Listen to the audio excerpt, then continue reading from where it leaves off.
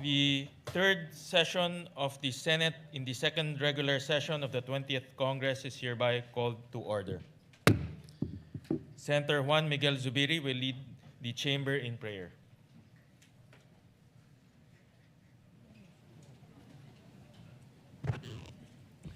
In the name of the Father, of the Son, and the Holy Spirit, amen. Almighty God, as we begin this session, remind us that this chamber we built for many voices, but entrusted with one duty, to serve the Filipino people.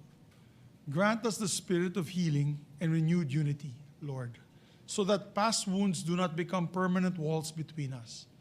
Teach us that reconciliation and unity do not ask us to abandon our convictions, but to place them in the service of a purpose greater than ourselves. Gamitin ninyo ang aming mga pagkakaiba upang mapanday ang mas makabuluhan at makataong mga batas na maghahatid ng ginhawa, dignidad at pag-asa sa bawat pamilyang Pilipino. May every law we shape reach beyond these walls and bring real change to the lives of our people. At the end of every session, may they see not only what we debated, but what we delivered together. Bless this Senate, O Lord, and bless the Filipino people and our beloved Philippines. We ask all this in the name of our Lord Jesus Christ. Amen. Amen. The Secretary will please call the roll.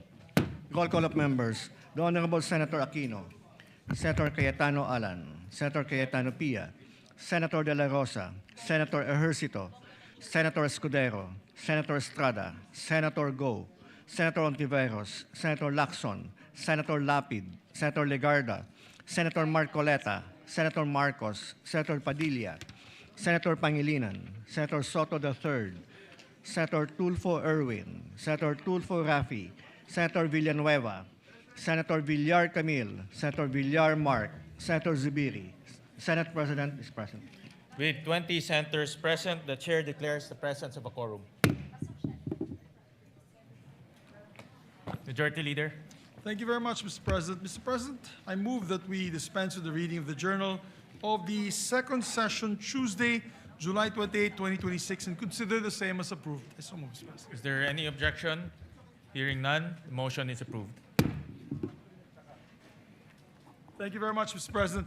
We have a guest with us today in the gallery, guest of Senator Alan Cayetano, local officials of San Remigio, Antique, led by Mayor Mar Michon Jr., and of course, our dear friend, no other than the Ambassador of Japan, Ambassador Endo Kazuya, is with us as well.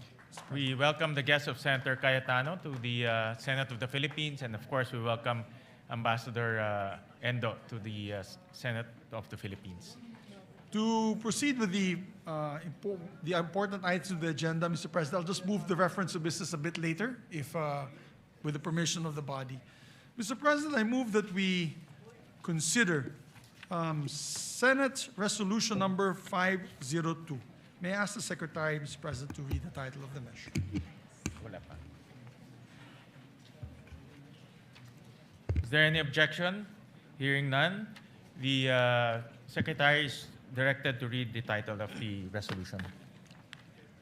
Resolution expressing the sense of the Senate in recognizing the enduring friendship between the Republic of the Philippines and Japan and commemorating the 70th anniversary of the normalization of diplomatic relations between the two countries. May I, Majority Mr. Leader. President, with your permission, may I sponsor the said Yes, measure? the Majority Leader is recognized to sponsor the resolution. Konnichiwa, Mr. President. Konnichiwa. Mr. President, magandang hapon po sa ating lahat. Mr. President, as head of the Philippine-Japan Parliamentarians Association, it is my great honor to stand here today to sponsor our resolution commemorating 70 years since the normalization of diplomatic relations between the Philippines and Japan. Dearest colleagues, if you will allow, I would like to also take this opportunity to report to all of you our recent trip to Japan, which is very much related to our resolution today. Last July 23, 2026 was the exact date of the commemoration of 70 years of normalization of diplomatic relations between our two countries. And over these 70 years, Japan has emerged as one of our closest and most important friends and allies. Just last May, in fact, we elevated our bilateral relations to a comprehensive strategic partnership during the state visit of the President to Japan. Our partnership with Japan is built upon a broad base of cooperation across infrastructure development, trade and investments, security and defense, disaster resilience and management, health, energy, education, and agriculture, tourism, and peace and reconciliation efforts, among others. A few weeks ago, Senator J.V. Ejercito and I had the opportunity to affirm this elevated partnership during our mini parliamentary visit in Tokyo. I say mini because we are hoping to have a bigger one later on during the break where we can meet the incumbent Prime Minister. For a series of events, we met with them last week, organized by the Sasakawa Peace Foundation and the Philippine Embassy in Tokyo as part of the commemorative activities for the 70th year of Philippine-Japan friendship. The commemoration began with a symposium titled Charting New Frontiers, Building the Next 70 Years of Philippine-Japan Partnership. It was well attended by Japanese government officials, scholars, academicians, political pundits, businessmen, media, and Filipino community, and the Filipino community in Japan. I spoke about the strengthened defense and security partnerships between the Philippines and Japan brought about by the recent developments and enactments of both countries, such as the Reciprocal Access Agreement and the inclusion by the Japanese cabinet of the Official Security Assistance Policy Framework in the Japanese National Security Strategy, which paved the way for the Japanese government to provide military equipment and supplies to the Philippines, such as radars, Abukuma-class destroyers, Coast Guard vessels, and soon missile systems. I mentioned in my speech that this kind of defense and security partnership among like-minded countries in our region is crucial in maintaining an open and free Indo-Pacific. On July 9, 2026, immediately upon landing in Tokyo, Senator Ejercito and I hit the ground running with a meeting with Ambassador Milen Garcia Albano. We then met and joined the Tokyo Metropolitan Governor herself, very popular governor, Mr. President, the Honorable Koike Yuriko, in the illumination ceremony of the Tokyo Metropolitan Government Building's facade, where they showed both the Philippines and Japanese flags proudly. The following day, we had a full schedule of meetings. We first met with the Japan International Cooperation Agency's officials, headed by their president, Dr. Tanaka Akihiko. As we all know, the Japan government through JICA has been the largest, and let me repeat, the largest donor country for official development assistance contribution to the Philippines for over the past several decades. Dr. Tanaka gave us a briefing of their current and future activities and initiatives in the Philippines. We also thank them for JICA's development projects in the country, such as the Metro Manila Subway Project and the Bataan-Cavite Interlink Bridge, which is touted to be Southeast Asia's longest bridge once finished. After which, we had a mini reunion with the Honorable Moriyama-san, or Moriyama Horishi, an influential leader of the Liberal Democratic Party and our Japanese counterpart for being the chairman of the Japan-Philippines Friendship League.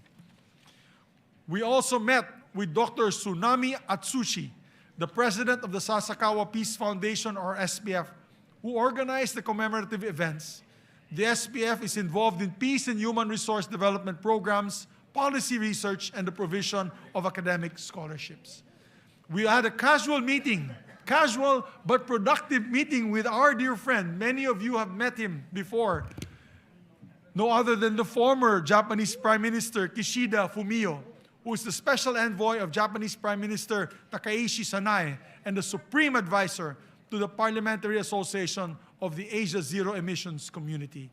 We discussed the strengthening and the elevation of the Philippine-Japan partnership into comprehensive strategic partnership, as well as the reduction of carbon emissions in the region. We learned from the former Prime Minister, who is still a member of the Japanese Diet, that there is a stronger interest and support for the Philippines from the Japanese Diet. On the issue of trade and economy, we met with the State Minister for Foreign Affairs, Kuminitsu Ayano, who we touched on the possibility of reviewing and upgrading the Philippine-Japan Economic Partnership Agreement to benefit our Filipino businesses. Senator Ejercito raised with the State Minister, who, by the way, is a medical doctor by profession and a former official in the Japanese Health Ministry, the Japanese government's experience in universal health care. She is open to facilitating a Lakbay Aral program for our members and the Filipino policymakers on this issue. One of the highlights of our trip was that Senator Ejercito and I gained a new friend in the person of a charismatic and social media savvy defense minister, Koizumi Shinjiro, very popular minister, who probably one day might become prime minister as well, who is one of the staunch supporters of the Japanese Parliament, one of our strongest supporters in the Japanese Parliament and in the region of defense and security cooperation between our two countries in the maintenance of a free and open Indo-Pacific. He also mentioned that we are working to provide the Philippine Navy Abukuma-class destroyers. These are the ones in the picture, Mr. President. They're budgeting a substantial amount for official security assistance for the Philippines next year. To cap our schedule on that day, we also met with members of the House of Councilors. This is the equivalent of our Senate in the Japanese legislature. From the Japanese Sansieto Party, they were Honorable Ando Hiroshi, Matsuda Manabu, and Yamanaka Sen. Sansieto is actually the opposition party in the House of Councilors, but when it comes to cooperation and partnership with the Philippines, they are one of our most ardent supporters. Mr. President, we met both with public and private sector partners in Japan who share with us a vision of an economically stable Indo-Pacific region ruled by peaceful relations and respect for international law. This shared vision and our shared principles as like-minded democracies are at the heart of our 70 years of friendship. Building upon our decades of friendship, Japan has become an invaluable development partner, supporting projects of various scales, from grassroots waste management program at the municipal level to major transportation projects such as the Metro Manila Subway Project and the North-South Commuter Railway that will drastically improve the daily transit of millions of Filipinos. And they are also have become our most dependable defense partner, extending billions of official security assistance in support of our armed forces and humanitarian response, further strengthened by a reciprocal access agreement. And also, they have helped us in the peace process many times over. As a matter of fact, they're on the ground now in the BARM, helping ensure that there will be honest and peaceful elections for our brothers in the BARM region.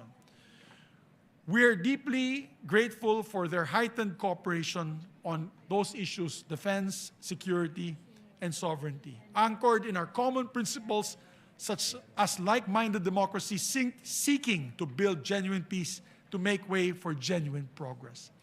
To make way for such progress, the Japan-Philippines Economic Partnership Agreement, and more recently, the RCEP, or the Regional Comprehensive Economic Partnership Agreement, have been instrumental in paving the way for an influx of trade and investments that have led to Japan becoming our second largest trading partner, Mr. President. Japan now is our second largest trading partner and the third largest source of foreign direct investment.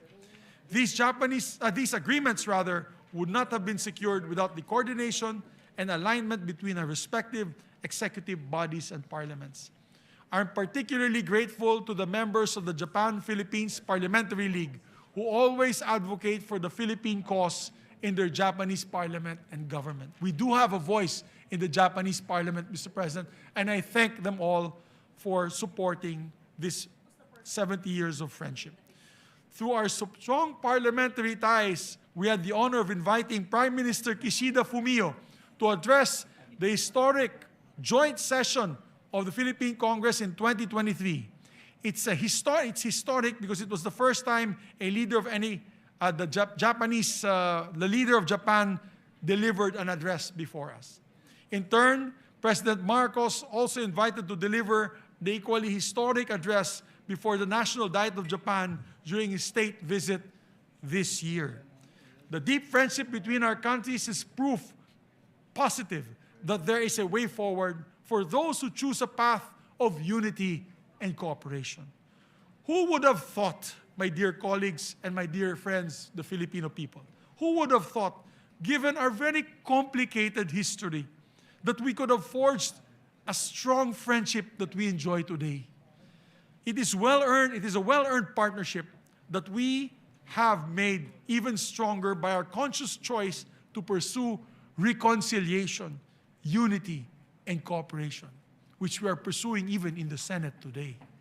Reconciliation, unity, and cooperation. I'm confident that we can parlay these 70 years of friendship with this golden age of Philippines-Japan relations into a shared future of peace and prosperity. And before I end, I want to also give credit where credit is due. The last 3 years have been very productive in Japan-Philippine friendship relationships, friendship and cooperation, Mr. President, due to their ambassador, Ambassador Endo, who has been in the forefront of developing closer ties between our two countries. He's about to leave next month on August, Mr. President. We will miss him deeply.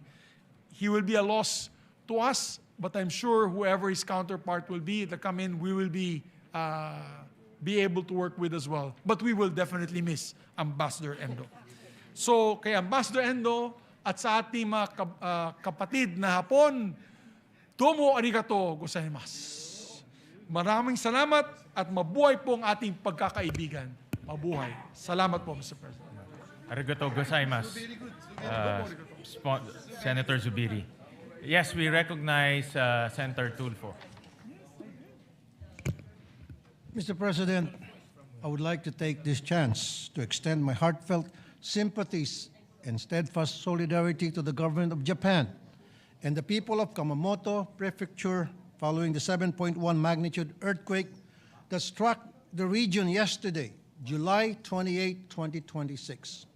My prayers are with the victims, the bereaved families who have lost their loved ones, and many individuals who have been injured or displaced by this tragic event.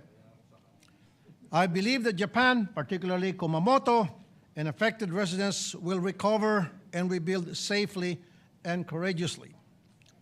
Mr. President, as to propose Senate Resolution number 502, I would like to express my firm and unwavering support for the adoption of this resolution, recognizing the enduring friendship between the Republic of the Philippines and Japan, and commemorating the 70th anniversary of the normalization of diplomatic relations between our two sovereign nations.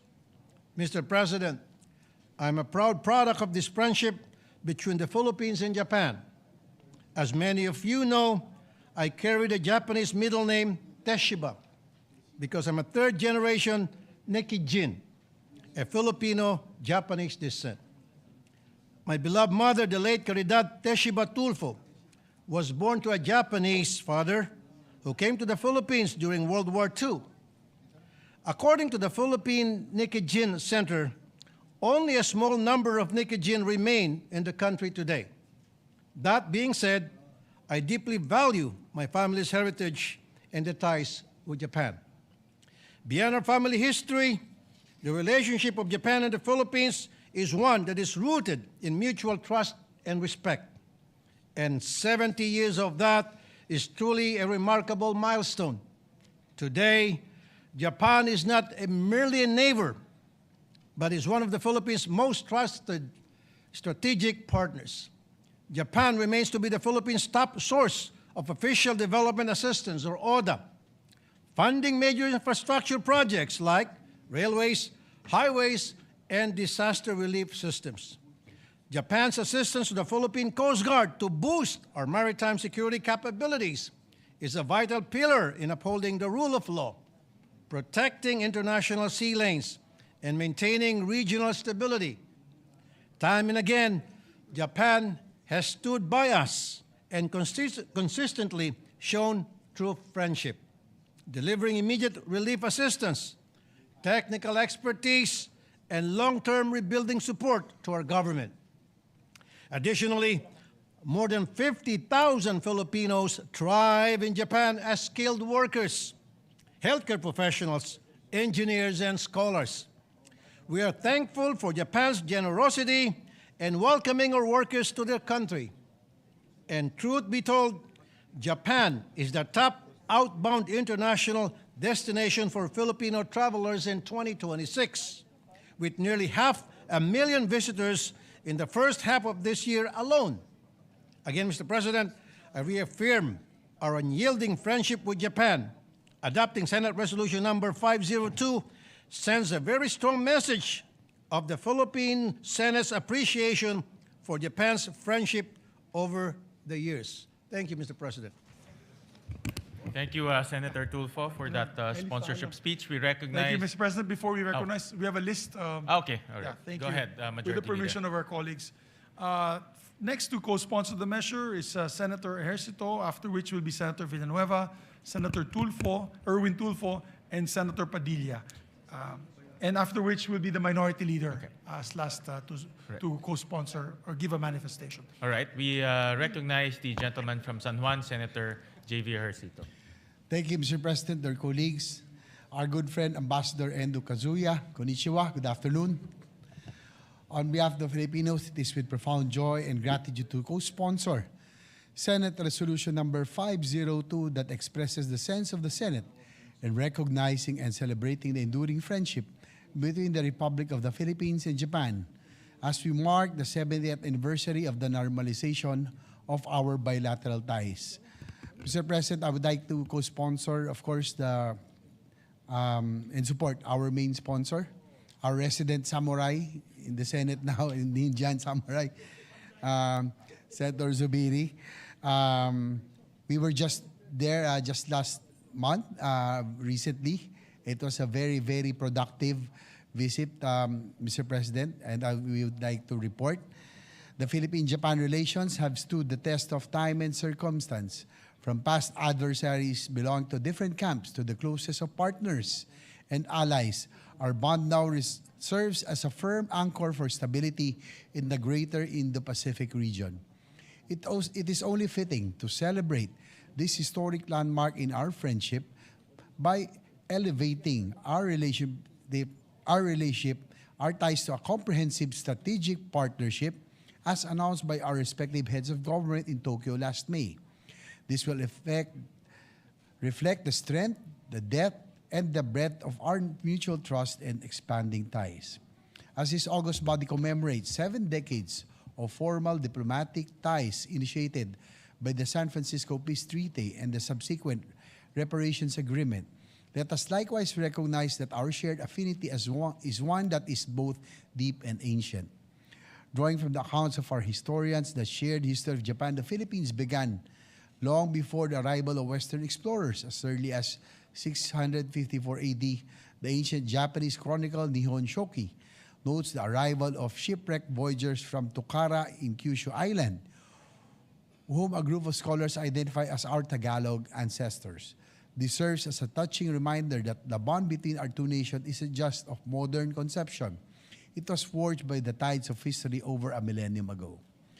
On a more personal note, Mr. President, I also wish to extend my sincere appreciation for the steadfast assistance rendered by the Japanese government since time immemorial. On a personal note, it is during the time of my father, then President Joseph Ejercito Estrada, that he became very close to then Prime Minister Obuchi. As I remember that my father then, who was about to take his oath as President of the Republic, invited Prime Minister Obuchi to his residence, and for the Japanese, it's really a big thing for them, no, to be invited in your personal home.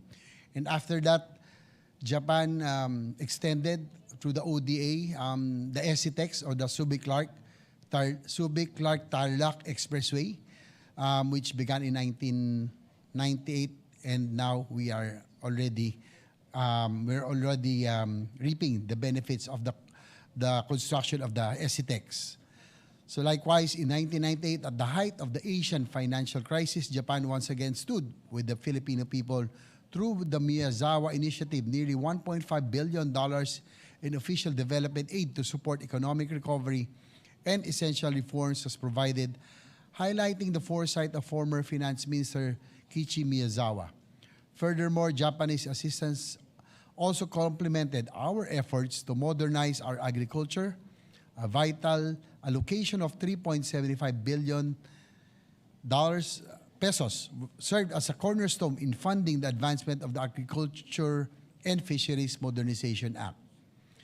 When my good friend and one of the respected statesmen in Japan, former Prime Minister Taro Aso, who was my good friend in the Junior Chamber International or JCI, was the Japanese Foreign Minister, the Philippines received $555 million in grants for disaster prevention and maritime safety, which was a clear demonstration of Japan's long-standing dedication to humanitarian and disaster resilience efforts in the Philippines. Fast forward to today, Mr. President, today Japan continues to be one of our most vital and strategic collaborators across a multitude of sectors. Japan and its agencies such as the Japan International Cooperation Agency or the JICA remains our single largest foreign partner in pursuit to overhaul our mass transportation system through a combination of low-interest ODA loans, technical transfer, and structural planning. In a recent visit to Japan made possible through the invitation of Sasakawa Peace Foundation, along with Senate Majority Leader Zubiri, we had the honor of meeting with Dr. Akihiko Tanaka, President of JICA, to extend our appreciation to the whole JICA team for the steadfast support in promoting infrastructure development through vital official development assistance and foreign-assisted projects. In the field of defense cooperation, Japan has also become one of our most trusted partners and allies. In the same recent visit to Tokyo, we also had the opportunity, as mentioned by Senator Zubiri, to meet with Japanese Defense Minister Shinjiro Koizumi. We commended his leadership in strengthening regional security across the Indo-Pacific. We likewise conveyed our gratitude for Japan's unwavering support of the Philippines' ongoing defense modernization program, particularly the transfer of the Abukuma-class destroyer escorts, that's about 5 or 6, and additional coastal radar systems, which will significantly enhance and strengthen the Philippine Navy's maritime defense and domain awareness capabilities. Not to mention, Mr. President, that they already donated 2 reconnaissance aircraft, Cessna reconnaissance aircraft that is already being used to patrol our shorelines, Mr. President. And likewise, the Coast Guard modern ships that is also being used to patrol our coastlines. So we would like to thank Japan because we direly need those Abukuma class destroyers, not to it is really of course to deterrent. It's for the preservation of our sovereignty, especially in the West Philippine Sea. Because, Mr. President, if we order now, it will take 5 to 6 years for us to be able to receive. But with Japan's turning over of the Abukuma class destroyers, that will greatly enhance and strengthen our Navy's capability.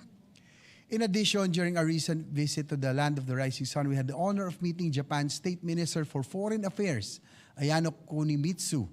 As a medical doctor by profession, he shared valuable insights into Japan's healthcare practices and expressed her willingness to facilitate further exchanges and knowledge sharing during our future visits to help us implement our own universal healthcare.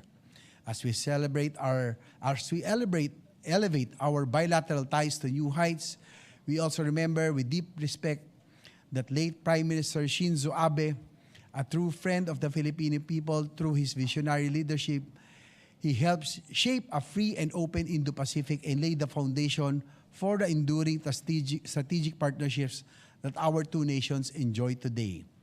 He also announced Mr. President, during one of the state dinners, that Japan will undertake the construction, that was sometime 2016, of the North-South Commuter Railway and the Metro Manila subway system during one of the dinners hosted for then former President Duterte. And now the NSCR construction and Metro Manila subway system is already underway. Hopefully it will be operational in a few years' time.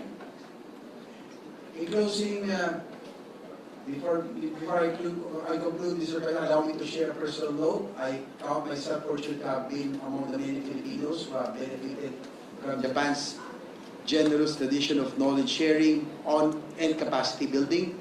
I graduated from the JCI Academy in 1997, and during my first term in the Senate, I had the privilege of attending a short course at the National Graduate Institute for Policy Studies, or GRIPS, in Japan with our Senate Legislative Budget Research and Monitoring, the LBRMO. These opportunities not only enrich my understanding of public policy and governance, but also deepen my admiration for Japan's unwavering commitment to developing leaders and strengthening institutions through education and international cooperation. In closing, Mr. President, this resolution is a humble reflection of the high esteem and deep affection that the Filipino people hold for Japan. As we embark on this new chapter of our comprehensive strategic partnership, we celebrate not just our shared past, but the limitless potential of our future. Indeed, long-standing friendship between the Philippines and Japan stands as a testament to what nations can achieve when united by shared values, mutual trust, and a common vision for peace, prosperity, and endless possibilities. For all these reasons, Mr. President, I proudly co-sponsored this resolution and joined the entire Senate in celebrating this historic milestone. Once again, to the government and the people of Japan, arigato gozaimashita. Maraming salamat po. Thank you very much, Senator Javier Cito. Who's the next majority leader? Next is our distinguished colleague, Deputy Majority Floor Leader, Senator Joel Villanueva. We recognize the gentleman from Bulacan, Senator Joel Villanueva. Thank you, Mr. President. Thank you, Majority Leader.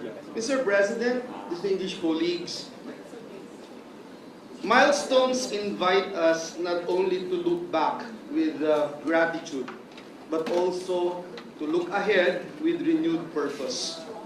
As the Philippines and Japan commemorate 70 years of diplomatic relations, it is fitting that this chamber honors a partnership that has become a pillar of peace, development, and shared prosperity in our region. It is thus my privilege to co-sponsor this proposed Senate Resolution number 502. Before I proceed, please allow me to express our deepest sympathies to the people of Japan following yesterday's devastating earthquake in Kumamoto Prefecture. We mourn the lives lost, pray for the swift recovery of the injured, and stand in solidarity with all those affected by this tragedy. May the resilience and strength of the Japanese people guide them through this difficult time.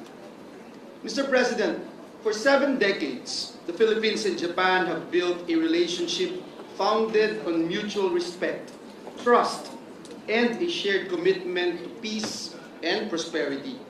Today, that friendship has grown into a comprehensive strategic partnership that continues to create opportunities for our people. Japan is our second largest trading partner, with bilateral trade reaching $22.2 billion US dollars in 2025, and our third largest source of foreign direct investments, amounting to 34.03 billion pesos. Through the Japan-Philippines Economic Partnership Agreement, our first bilateral free trade agreement, we have expanded trade, investments, and opportunities for skilled Filipino workers. Buhay na saksi po ako dito noong pang tayo ay nasa TESDA, Mr. President. These are more than numbers. Nearly 900 Japanese companies registered under PEZA have generated more than 350,000 direct jobs for Filipinos. Japan also remains the Philippines' largest provider of official development assistance, helping build infrastructure, strengthen communities, and improve the everyday lives of our people. As the chairperson of the Senate Committee on Higher and Technical Vocational Education, I also look forward to strengthening another important pillar of our partnership, education.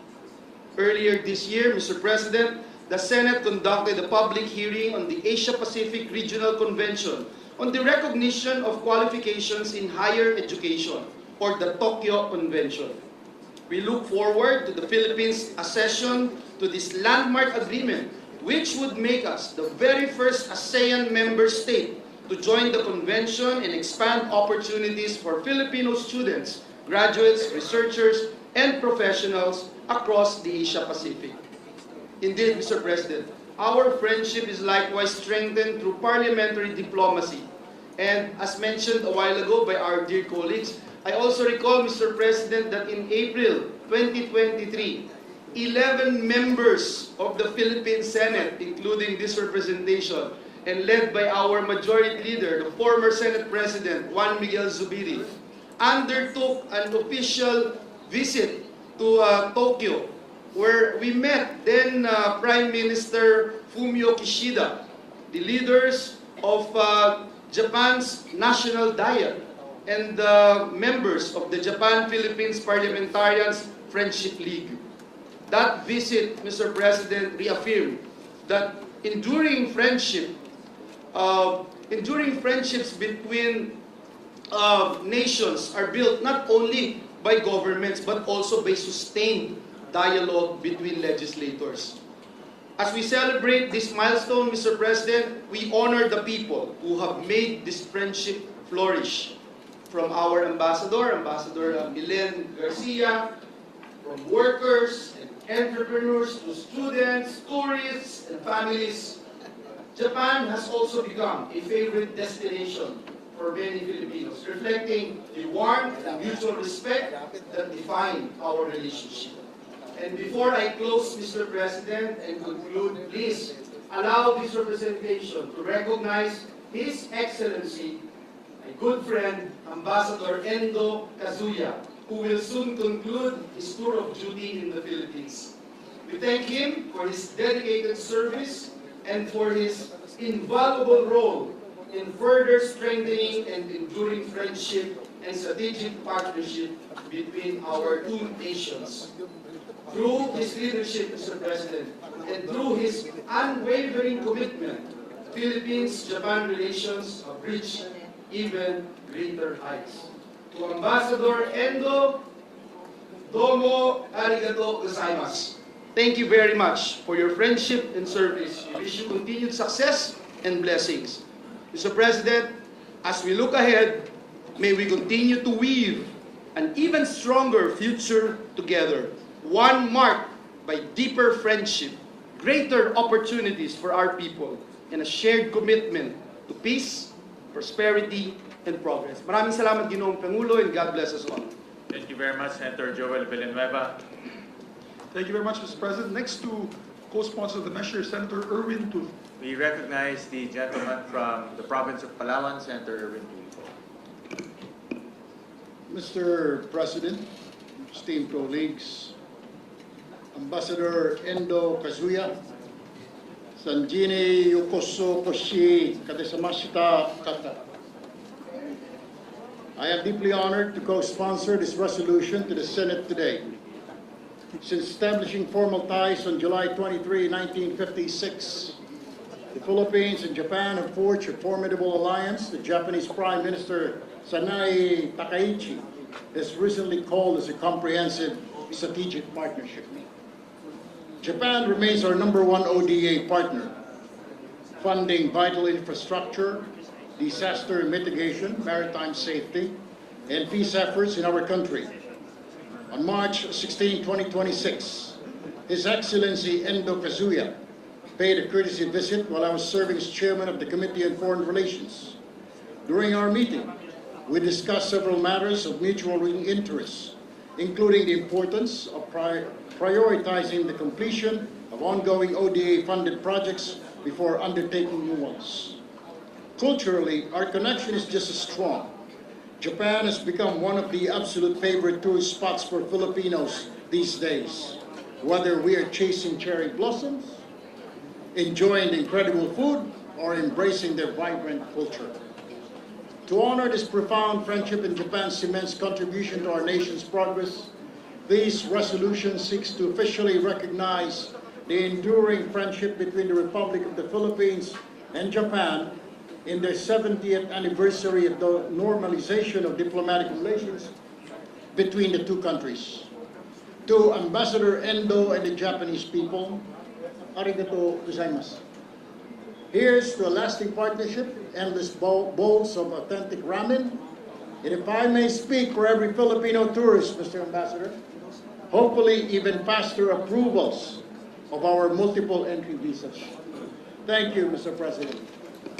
Thank you, Senator Erwin Tulfo.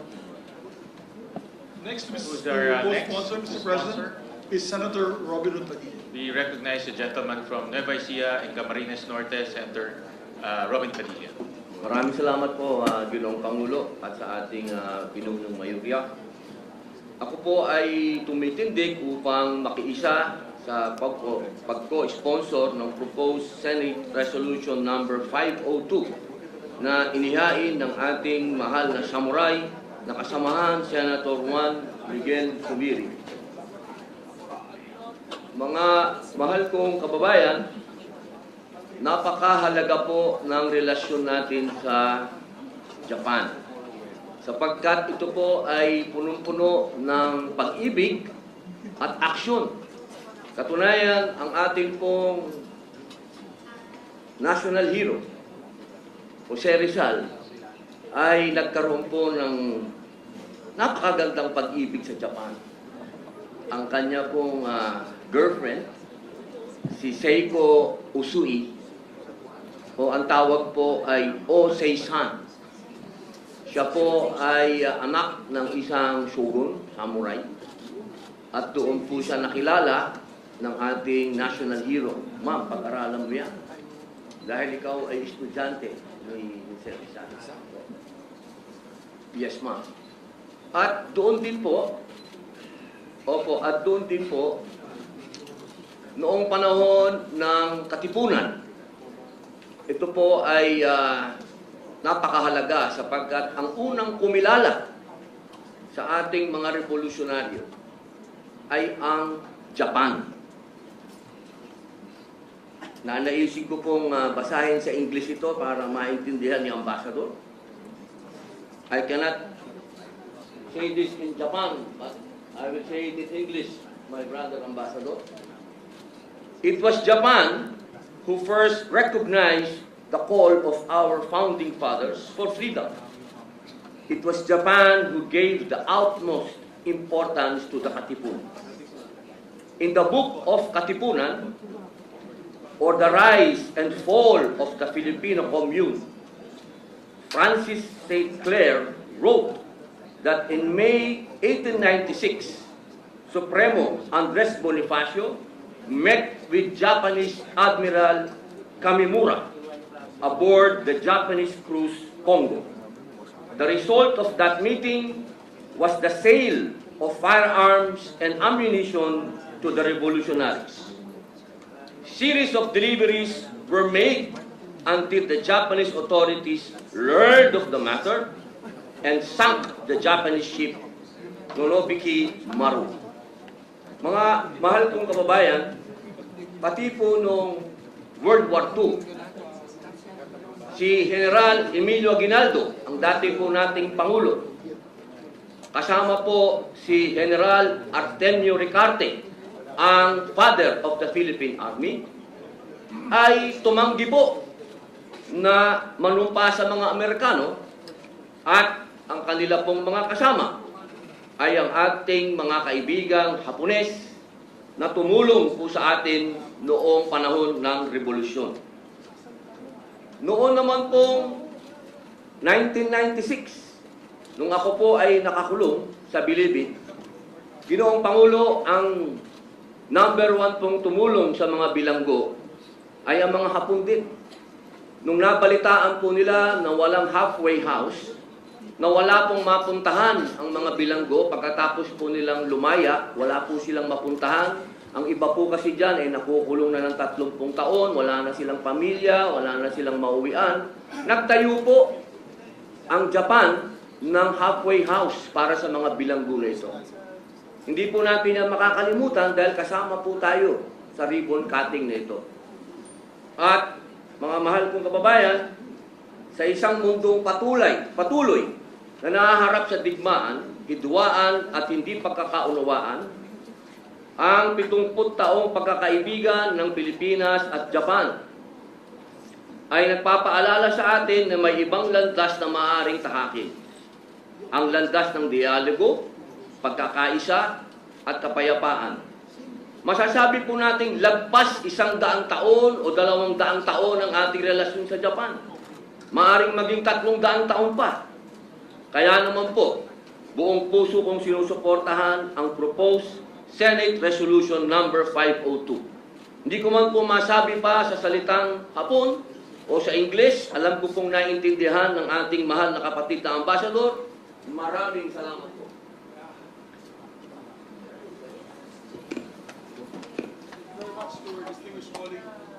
Majority Leader is our next sponsor. Distinguished colleague, Senator Padilla. Next to co-sponsor the measure is no other than a distinguished colleague from Pampanga in the Republic of the Philippines and Quezon City, Senator Kiko Pangilinan.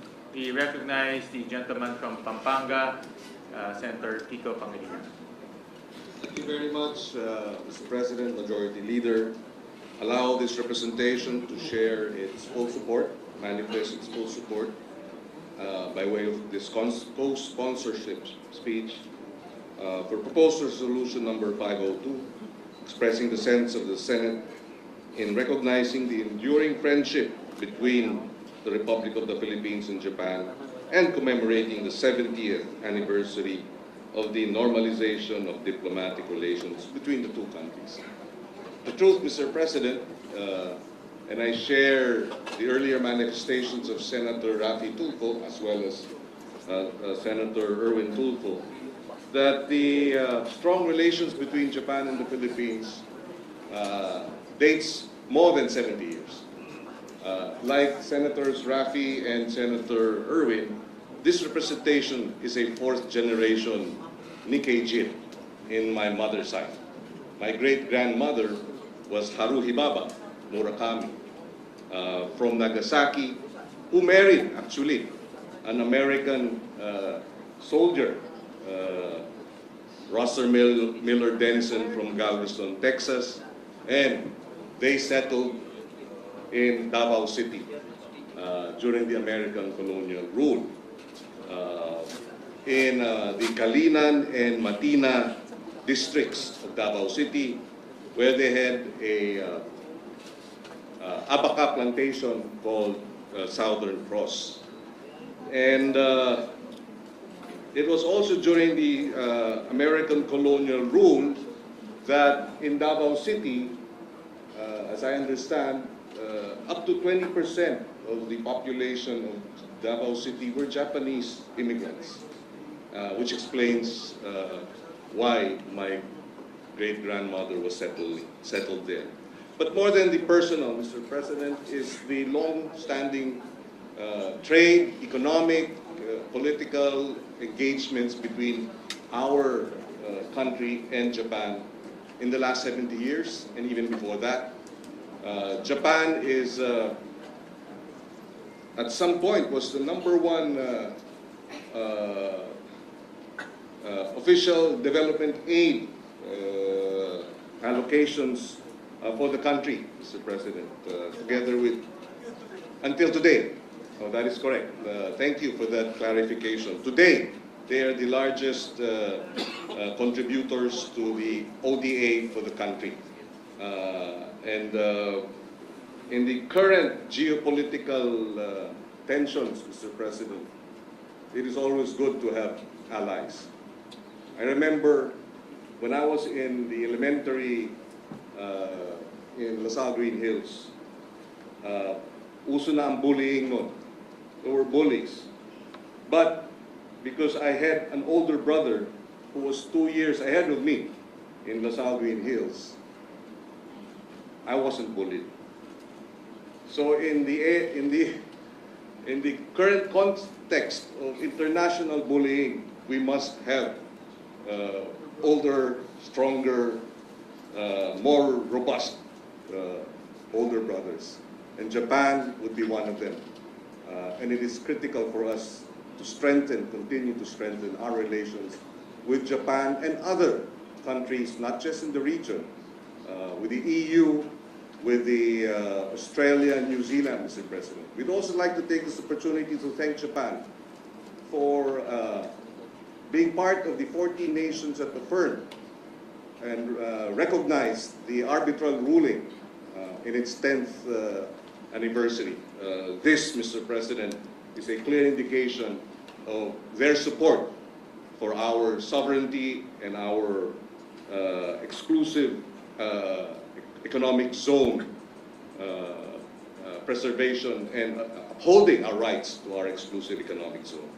That being said, Mr. President, in the area of food security, Mr. President, when we were tackling the expanded free meals program sponsored and authored by Senator Bam Aquino, the school meals program of Japan actually is a template that we should be able to follow. And I'm told that one of the biggest donors, if not the biggest donors, for the World Food Program, school meals program in BARM, is likewise the Japanese government.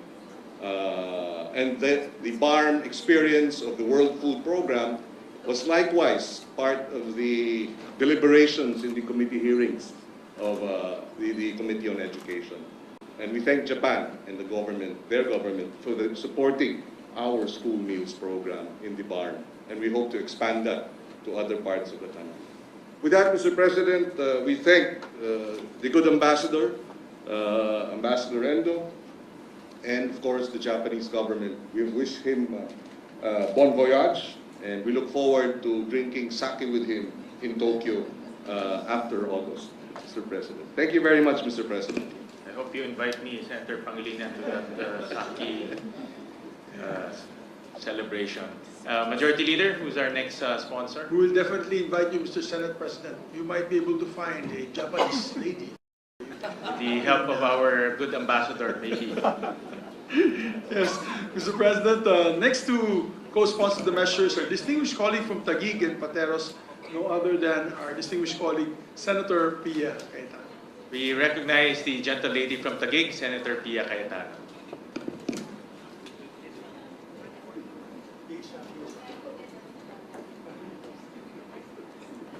Thank you, Mr. President. Much has been said about the very strong economic ties that we have with Japan, economic ties that have led to friendships. I'd like to focus on something a little bit different but very close to my heart. My ties with Japan are very much in the area of sports. My first official visit to Japan, I was 17 years old representing the Philippines to play volleyball in the Asian Volleyball Championship, which was hosted in Fukuoka, Japan. And then I had to wait, that was 1983, so I had to wait more than 20 years later for another official trip. And this time, the late Bayani Fernando, then head of our MMDA, had partnerships with other like bodies all over Asia. And so the Tokyo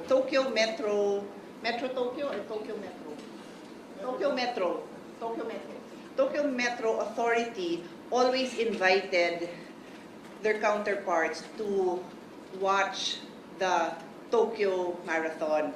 And Bayani Fernando said to me in Tagalog, nakailan na ako dyan, nanonood lang naman ako, ikaw na lang tumakbo ka. So I had the honor of representing the Philippines, or MMDA, as a runner. And it was my 43rd birthday. So a marathon is 42 kilometers. So my best friend and I ran an extra kilometer to commemorate my birthday. And then, but I want to add to that, very Japan style, and the majority floor leader will appreciate this story because you have been a recipient of their hospitality. I traveled with my daughters, but my political officer, it's just me, my political officer, and my two daughters, also wanted to run. And there was an 11-kilometer run, so sumali din siya. So wala nang maiwan sa daughters ko. So they took care of my daughters, I think, maybe 13 and 9, something like that. They picked them up, and then they brought them to the finish line. It was raining, they were in raincoats, and they had flowers for me. All prepared by the Japanese host to welcome me there. So I will never forget that. Anyway, so that was 2009. And then, time out, another official visit, but this time wasn't really sports. I just made it a sports trip on my own and ran around the Imperial Palace. But in 2015, I was part of the delegation of the Asian Parliamentary Group. It's like a friendship group with Japan. And I had the opportunity to meet the late Prime Minister Abe. But what strikes me, and still I remember to this day, and again, the majority floor leader will recall that I always talk about it, is Abenomics included in one of their pillars of economic growth women in the economy, women in leadership positions. And I talk about it all the time because this was ingrained in Japan's moving forward in one of their pillars. And of course, during that same trip, we also had many opportunities to meet with the Japanese parliament. And then, in 2019, just before the Olympics, I was informed by the then ambassador that being the host, they were really trying to support the Asian countries in sports. So I had the opportunity of working with the embassy to bring the UP football team to Japan to train there as part of the sports diplomacy. And I'm coming to an end. Last year was a more personal sports diplomacy venture. The ambassador was my guest, and he learned to play paddle with his wife. And the coaches were our Filipino coaches and two Japanese coaches who consider the Philippines their home. These two Japanese players come here so much. They stay here, they play and train with our Philippine team.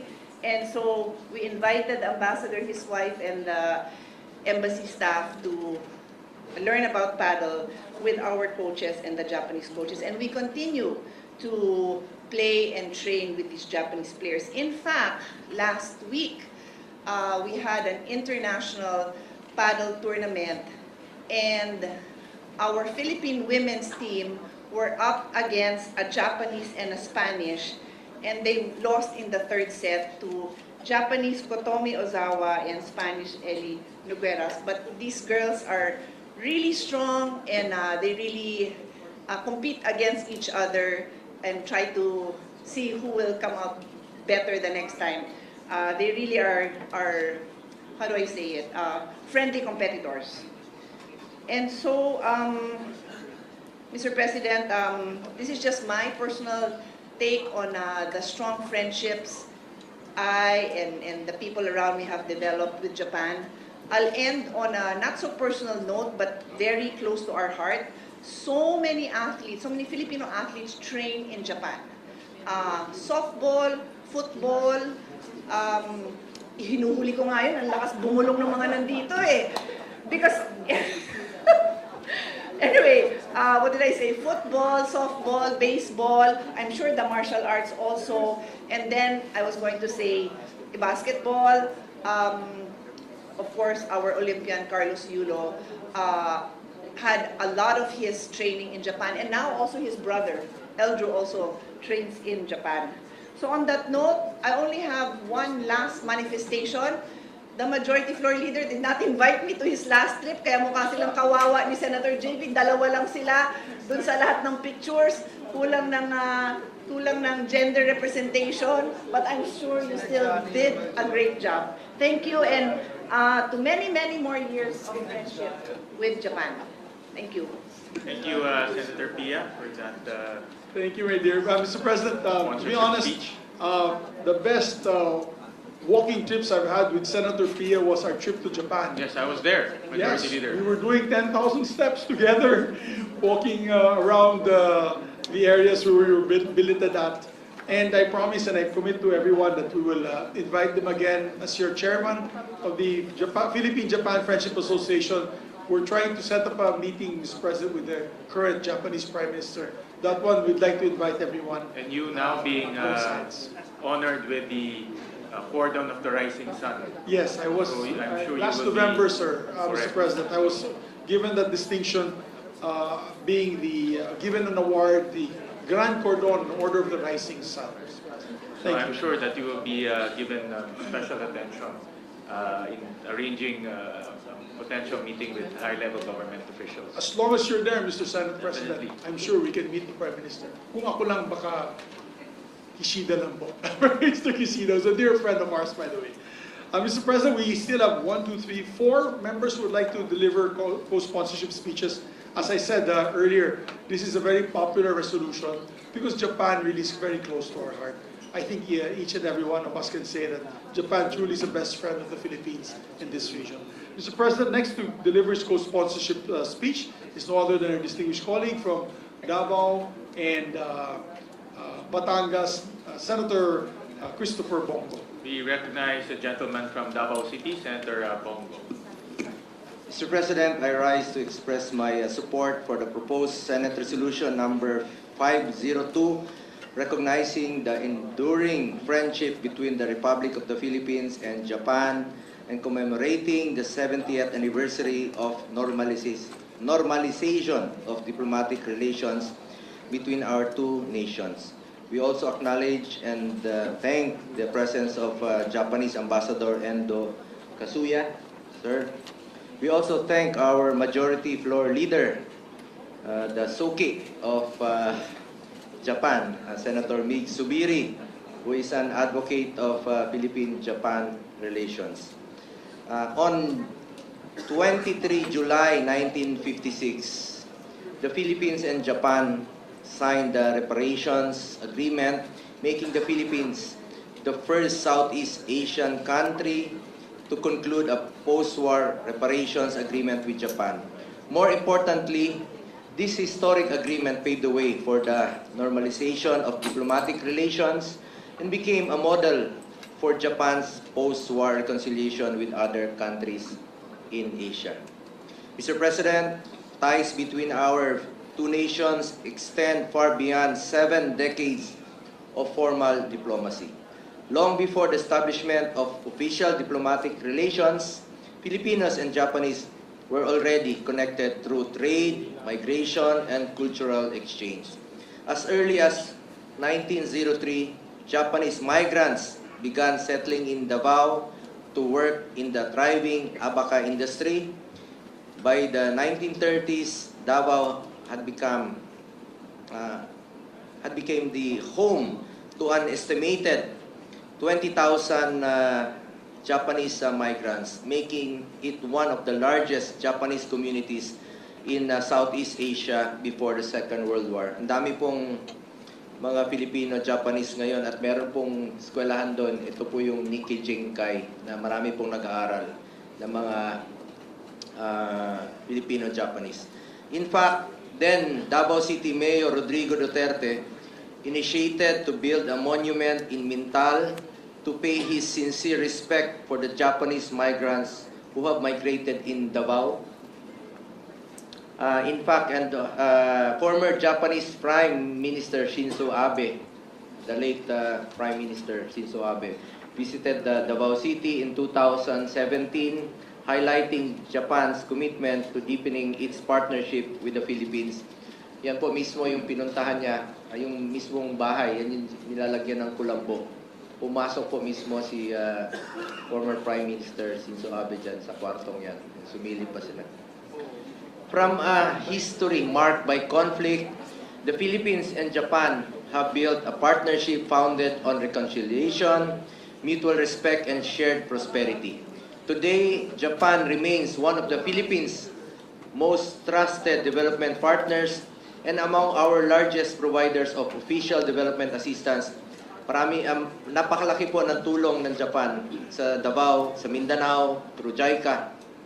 Through the decades of cooperation, Japan has supported transformative investments in infrastructure, transportation, healthcare. Laking tulong po nila sa hospital doon sa Davao. Education, disaster resilience, una po silang tumutugon rin po kagad at tumutulong. And economic development. Projects that continue to improve the lives of millions of Filipinos.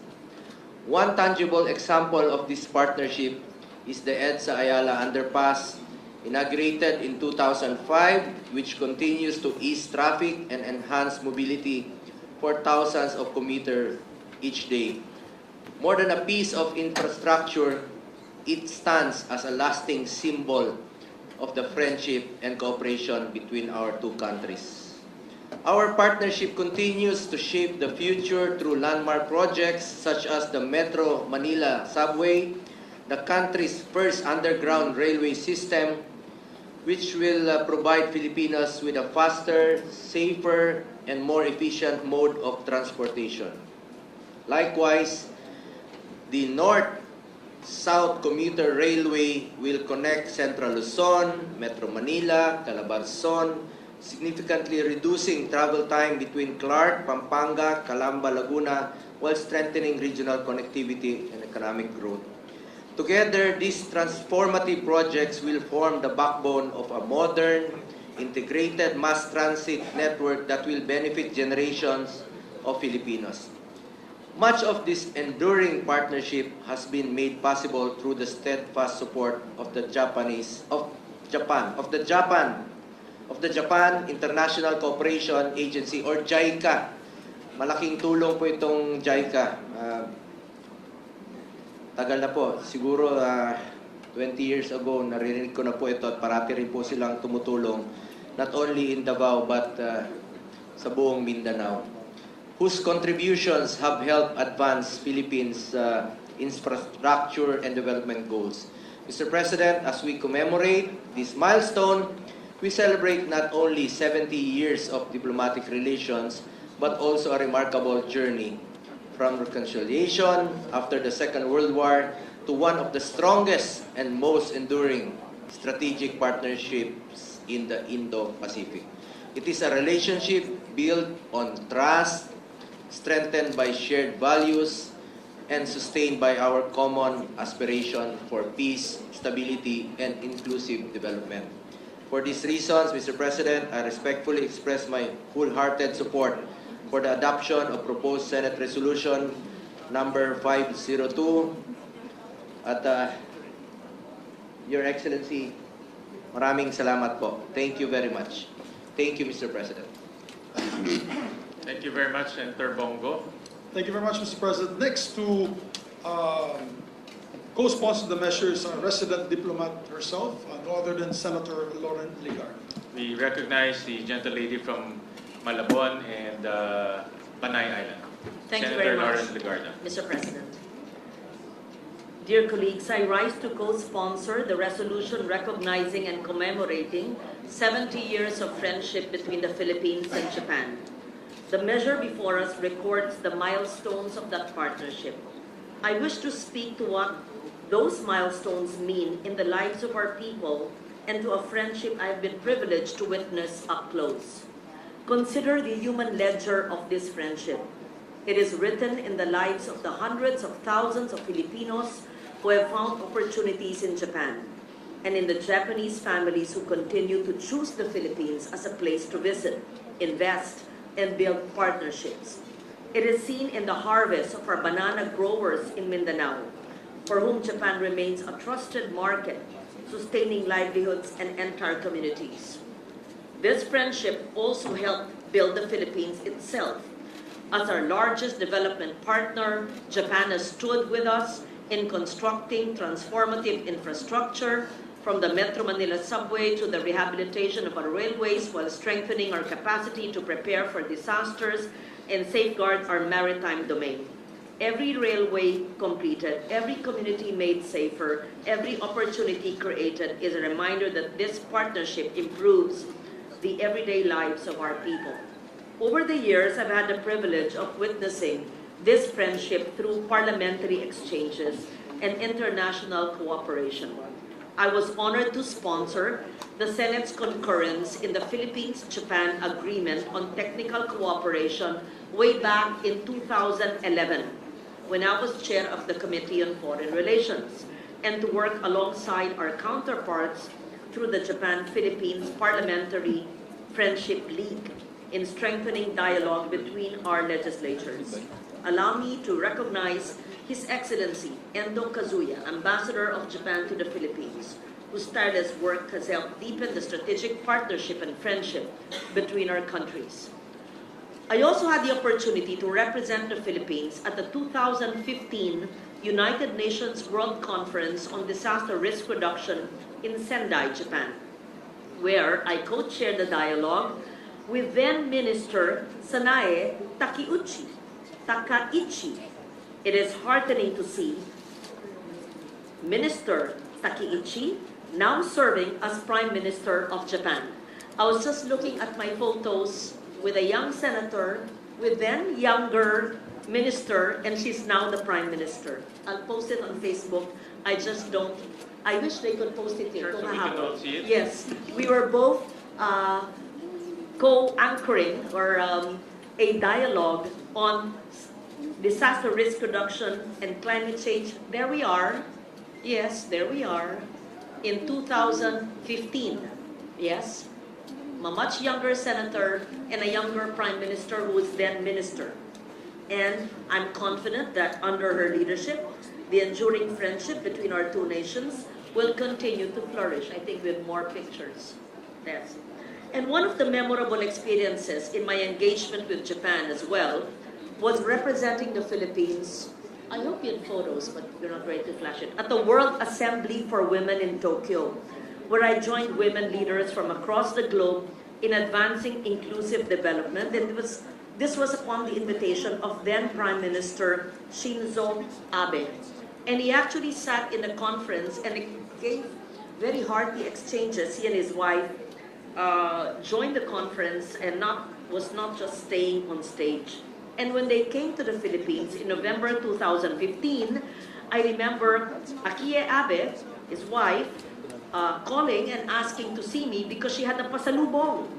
I still remember receiving a gift of organic rice from Akie Abe when she came to the Philippines with then Prime Minister Shinzo Abe during APEC. And I discovered that that organic rice came from her own small farm because she realized I was also a weekend farmer, and she served it in her own Tokyo restaurant named Uzu, if I'm not mistaken. So just a small anecdote. And also in the World Assembly of Women, they had a buffet of the different kinds of rice in the different regions of Japan. Perhaps the Senate can do that in one of our events. Mr. President, a friendship of 7 decades rests on more than ceremony. It rests on trust, on trade, on citizens who build lives across the sea. Allow me to close by thanking our colleague, Senator Juan Miguel Zubiri, whose long devotion to Philippine-Japan relations gave rise to this resolution. I am honored to stand with him in its authorship, and I urge its swift adoption. As we mark 70 years of diplomatic relations, may we renew our commitment to a partnership that delivers lasting peace, shared prosperity, and greater opportunities for the Filipino and Japanese people. May I also add, it's not part of my message, that we also concurred in the ratification of CHIPEPA. That's correct, right? That was way before you became senator, and I co-sponsored here more than 10, perhaps 15 years ago. And also, before I became a senator, I'm going off script, I was a very young journalist when I visited Kitakyushu City. And the women of Kitakyushu told us a story of how they cleaned the river, which was considered dead. That young Lauren, who was 30 years old, was inspired to write the ecological solid waste management and using the notes from that visit to Kitakyushu City on how that industrial town transformed a dirty river into a river that was clean and alive. And 8 years later, the first bill I filed was RA 9003, having the city in Kitakyushu in Japan as my inspiration when I was a young journalist. Ano pa ibang notes ko na hindi ko nasabi? Oh, and also, then Senate President Ople, sitting there before, a young reporter of my Lolo Pepe in Manila Times, told me that he was a guest of the Japanese government in a program called like an eminent persons program. Fast forward when I was a young senator, at 39 or 40 years old, I was also a guest of the Japanese government, just like the Senate President then. So I went off script because I wanted to tell you stories of a younger senator of more than 25 years ago, and that's how it's not just many years, but decades, how close our relations have been with this great nation, our neighbor. Thank you very much. Thank you, Senator Lauren. Thank you for the very much, Mr. sponsorship President. speech. Mr. President, we have 4 more members who would like to deliver co-sponsorship speeches. We'd like to recognize our distinguished colleague from Las Piñas and Metro Manila, no other than Senator Camille Villar. We recognize the gentle lady from Las Piñas City, Senator Camille Villar. Mr. President, distinguished colleagues, it is an honor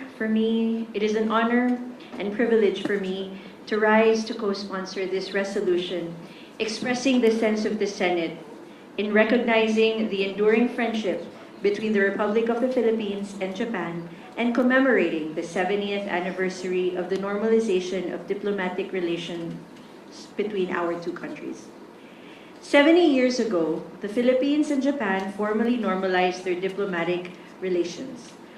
With political courage, mutual humility, and a shared conviction that two nations would choose to become partners in peace. It was not easy, but today it has resulted in something truly remarkable. Mr. President, what began as an act of reconciliation has grown into one of the most substantive and multi-dimensional relationships the Philippines maintains with any nation. Japan has for decades been among the Philippines' largest sources of official development assistance, supporting our infrastructure, our agriculture, our disaster resilience, and countless communities across the archipelago. Filipino and Japanese businesses, workers, students, and families have built bridges of commerce and culture that now touch nearly every province in the country.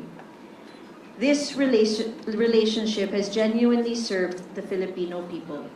Through decades of development assistance that built roads and bridges in our provinces, through education and cultural exchange that have brought Japanese language, arts, and values closer to Filipino homes, through the hundreds of thousands of Filipinos who have found livelihood and opportunity in Japan, and through a security partnership that today helps safeguard our sovereignty and seas. For our family, on November 25, 2022, my father, Manny Villar, former Senate President and House Speaker, received the Grand Cordon of the Order of the Rising Sun from the government of Japan, conferred on behalf of Emperor Naruhito by the Japanese Ambassador Kazuhiko Koshikawa. We are told that the Order of the Rising Sun, established in 1875, is Japan's oldest national decoration and a principal honor for foreign nationals. And I believe our former Senate President and current Majority Floor Leader, Juan Miguel Zubiri, also received the same. So my father received this award in recognition of his contributions to strengthening economic and bilateral relations between Japan and the Philippines, particularly his role as Senate President, during the time that he was Senate President, in the ratification of the Japan-Philippine Economic Partnership Agreement, or JPEPA, the Japan-Philippines Tax Treaty Amendment Protocol in 2008, and the Japan-Philippines Technical Cooperation Agreement in 2011. So this was a profound honor, not just for my father, but for our family. And this honor and this friendship and relationship with Japan is something that we hold very dear. And on a personal note, when I first won as senator in 2025, the first meeting I had, and the first invitation I had for a meeting was from Ambassador Endo Kazuya. And I will never forget that. And I would like to express my sincere gratitude to him. I would like to thank you for your friendship, for your guidance, and your unwavering support in strengthening the ties between our two countries. Mr. Ambassador, this friendship between the Filipino and Japanese peoples, I know, will continue to go stronger with every generation. Mr. Ambassador, your service here has left a lasting impact, and always remember that wherever you may go, you will always have a home here in the Philippines. Maraming salamat po. Arigato. Thank you, Mr. President. Thank you very much, Senator Camille Villar, for the heartwarming sponsorship speech. Bibigyan daw ni Camille ng bahay si Ambassador Pwede siyang Endo sa pumili. Camel Homes. Marami siyang pagpipilian, Majority Leader. For sure. Mr. President, next to co-sponsor the measure is a distinguished colleague, Senator Risa Ontiveros. We recognize the gentle lady from Panay, Senator Risa Ontiveros. Salamat po, Mr. President. Mr. President, I rise in support of this resolution marking 70 years since the normalization of relations between the Republic of the Philippines and Japan. And also remembering in my heart my first travel abroad as a scholar of the Japan Airlines Summer Scholarship Program more than 4 decades ago at the Ichigaya campus of Sophia University, just before the People Power Revolution. From the hard work of post-war reconciliation, our peoples have built one of the region's most durable partnerships, standing with us as a strategic partner committed to a free and open Indo-Pacific and the primacy of international law in our maritime domain. Nowhere is that partnership more concrete than in the agreement concluded this July for the transfer of 5 Abukuma-class destroyer escorts from the Japanese Maritime Self-Defense Force. The first time Tokyo will hand over retired surface combatants to any foreign navy, and a decision that will give the Philippine Navy 5 additional hulls purpose-built for anti-submarine and littoral operations, complementing our Jose Rizal and Miguel Malvar class frigates, and materially strengthening our presence in the West Philippine Sea. The next 70 years must be built on this new ground as much as the old. Recognition and justice for the Filipino comfort women, deeper maritime and defense cooperation, joint investment in digital and energy infrastructure, semiconductors, and artificial intelligence, where Japanese technology and Filipino talent are natural complements. Closer collaboration on disaster resilience and climate adaptation, which both our archipelagos know too well, and continued care for the Filipino community in Japan, whose work and families remain the truest expression of the friendship that this resolution honors. Maraming pong salamat, Mr. President, and to Ambassador San, domo arigato gozaimasu. Thank you very much, Senator Risa Ontiveros. Thank you, Mr. President. Next to co-sponsor the measures, our distinguished colleague from the city of Las Piñas, Senator Mark Villar. We recognize the gentleman from Las Piñas City, Senator Mark Villar. Mr. President, I rise in support of proposed Senate Resolution number 502, expressing the sense of the Senate in recognizing the enduring friendship between the Republic of the Philippines and Japan and commemorating the 70th anniversary of the normalization of diplomatic relations between the two countries. Mr. President, I join our colleagues in welcoming Ambassador Extraordinary and Plenipotentiary of Japan to the Philippines, Endo Kasuya, to this august chamber as we celebrate the long-standing bilateral relations between our two countries. Welcome to the Philippine Senate, Ambassador. Many times you've hosted me in your house, and now it's our turn to host you in the Senate. So it's an honor.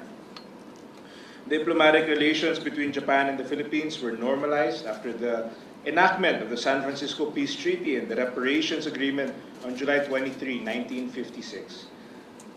Here, it was declared to be the Japan-Philippines Friendship Year as we commemorate the 70th anniversary of the bilateral relations between the two nations. And Mr. President, we have an exciting year ahead as we would bear witness to a celebration of how far we have come together working on significant economic, security, people-to-people exchanges, and cultural development. It is also equally inspiring to look back on the vital partnerships we had with Japan, particularly on various big-ticket projects that we now enjoy today. Through our active partnership with the Japan International Cooperation Agency, Japan has been a significant contributor to the strengthening of our national development plans and continues to be an important partner for us till this day. And I remember when I was serving in government as the Secretary of Public Works, every month we would have regular meetings with the Japanese government regarding our projects, and regularly we'd always meet with the JICA. So it was a big part, and I can say from personal experience that the Japanese government has been generously giving their support to our infrastructure programs. And this has been going on for a very long time, and for that we should all be very thankful for their support to our nation building. Through our partnership with JICA, we will soon enjoy improved public transportation through the Metro Manila Subway and the North-South Commuter Railway and other various infrastructure and development projects all throughout the country.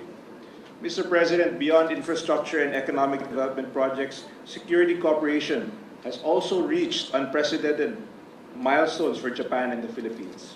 We became the first country in Asia to sign and ratify a reciprocal access agreement with Japan, which enhanced the efficiency of cooperation between the armed forces of the Philippines and the self-defense forces of Japan. The Philippines has also become the sole partner nation to have received Japan's official security assistance for 3 consecutive years. I would also like to highlight that our ties to Japan have been elevated to a comprehensive strategic partnership, which placed our friendship at a much higher tier than before, allowing us to pursue heightened levels of cooperation and strategic alignment across various sectors. On a different note, the significant uptick of Filipino tourists in Japan, hitting an all-time high of 900,000 visitors in 2025, signifies that our bilateral ties with Japan is also deepened through cultural and people-to-people exchanges. Through our continuous diplomatic relationship with Japan, more Filipinos will get to enjoy Japan at a personal and cultural level, and vice versa. So, Mr. President, as we move towards our 70th year of diplomatic ties with Japan, I am confident that our relationship will further blossom into a holistic and fruitful cooperation for both our countries' development, as manifested by the success of the past 7 decades of our partnership. Again, welcome Ambassador Endo Kazuya to the Senate. Thank you for gracing this chamber with your presence. And of course, I'd like to also thank you on a personal note, Ambassador, for always being so gracious. And on behalf of my family, the whole Senate, we wish you the best, always. And you please, always remember you have a friend in the Philippines who you can always come back and visit. So thank you very much, Ambassador. Thank you very much, Mr. Leader, President. thank you very much, Senator Mark Villar. Last but not the least, our distinguished Minority Floor Leader would like to be recognized. We recognize our distinguished Minority Leader, Senator Alan Cayetano. Thank you, Mr. Senate President, His Excellency, Ambassador Endo Kasuya, dear colleagues.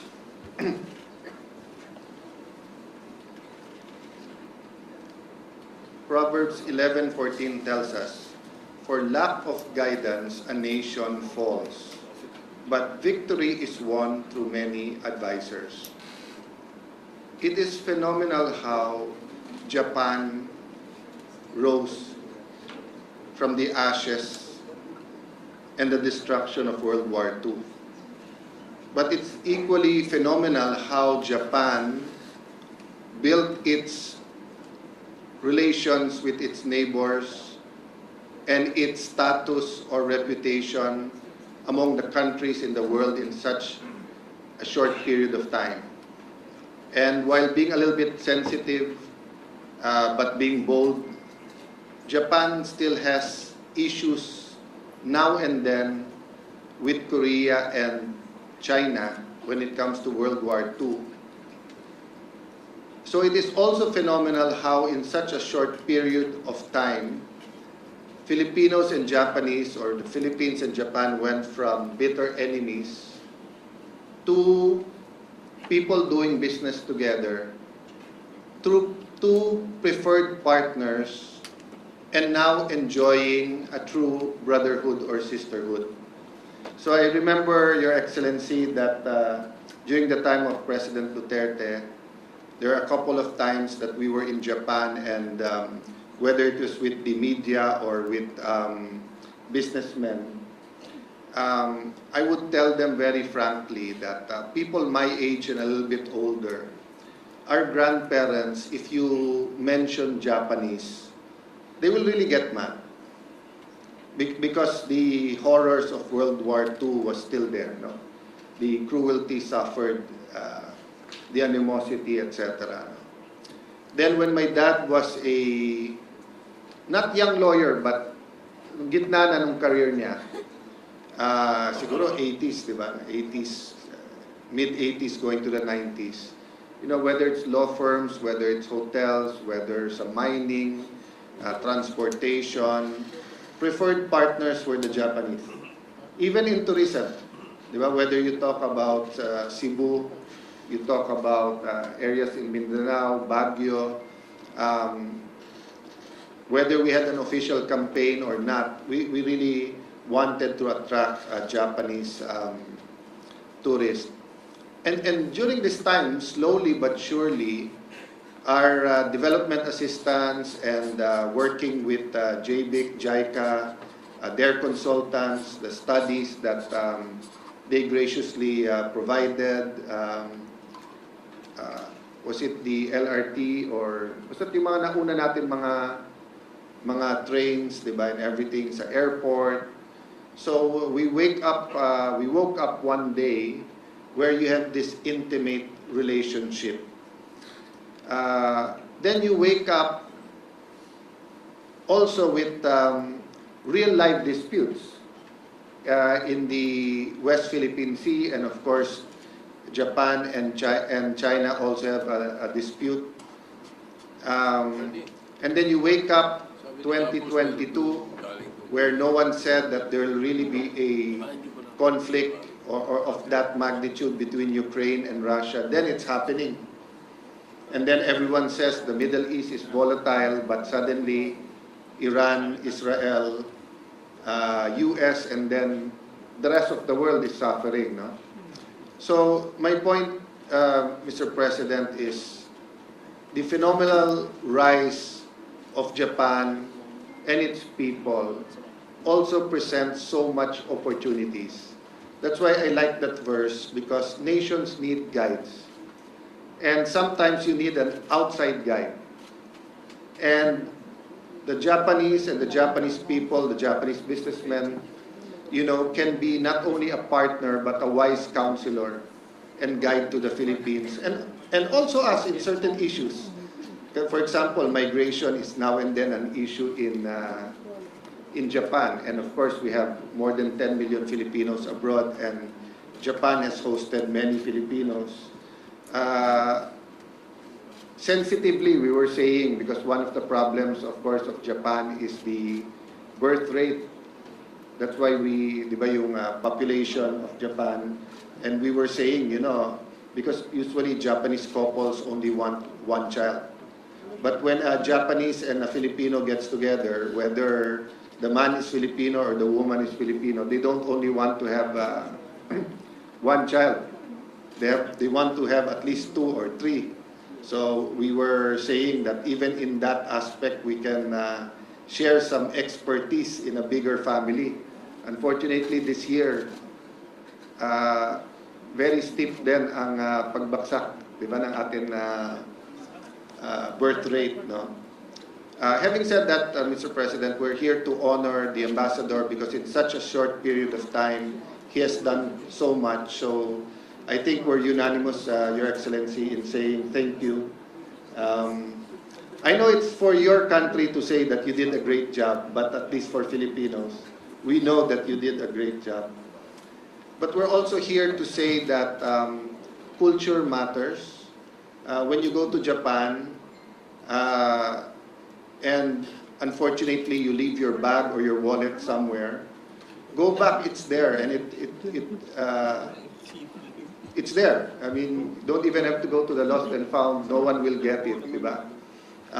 Everyone, you go to a shop that you're not going to buy anything, and you say, where's the restroom? And there's no restroom there. They'll excuse themselves, go out the door, and walk with you for a while and point you where it is. No? So there's a lot of things to learn in terms of culture. So I hope that the last few months of our ambassador here, of course we all hope you're extended, but if not, the last few months, we can continue to work on more exchanges, more exchange students, more trips between the Japanese to the Philippines, the Filipinos to Japanese. Not just projects. We will not cement a relationship literally by just infrastructure projects using cement, but we will cement the relationship by people-to-people exchanges. And of course, we have a very good ambassador also in Japan. Not sure about the husband, but the ambassador is a very good ambassador. And lastly, we honor the leaders of Japan that regardless of our foreign policy, regardless who our president is, they're there to help, they're there to build bridges. Medyo nainggit din ako sa ibang mga colleagues natin, especially kilala nila yung mga Prime Minister, Defense Minister, yung iba, may kilala sila mga artista ng Japan. Ako kasi ang kilala ko, si Pikachu, si Monkey D. Luffy, si Nami, Blastoise, si Psyduck, no? But I mentioned that just because, even in the cultural, artistic creations of Japan, may it be from Sanrio, Hello Kitty to the present, no? So for example, when it comes to Pokemon and One Piece, young people are learning accounting, are learning trading, are learning, sabi ng Pangulo sa SONA, mag-impok ang mga bata. But actually, the trend is not in saving, but investing. So, people learn by experience rather than being taught. So you want better peace and order, go to Japan.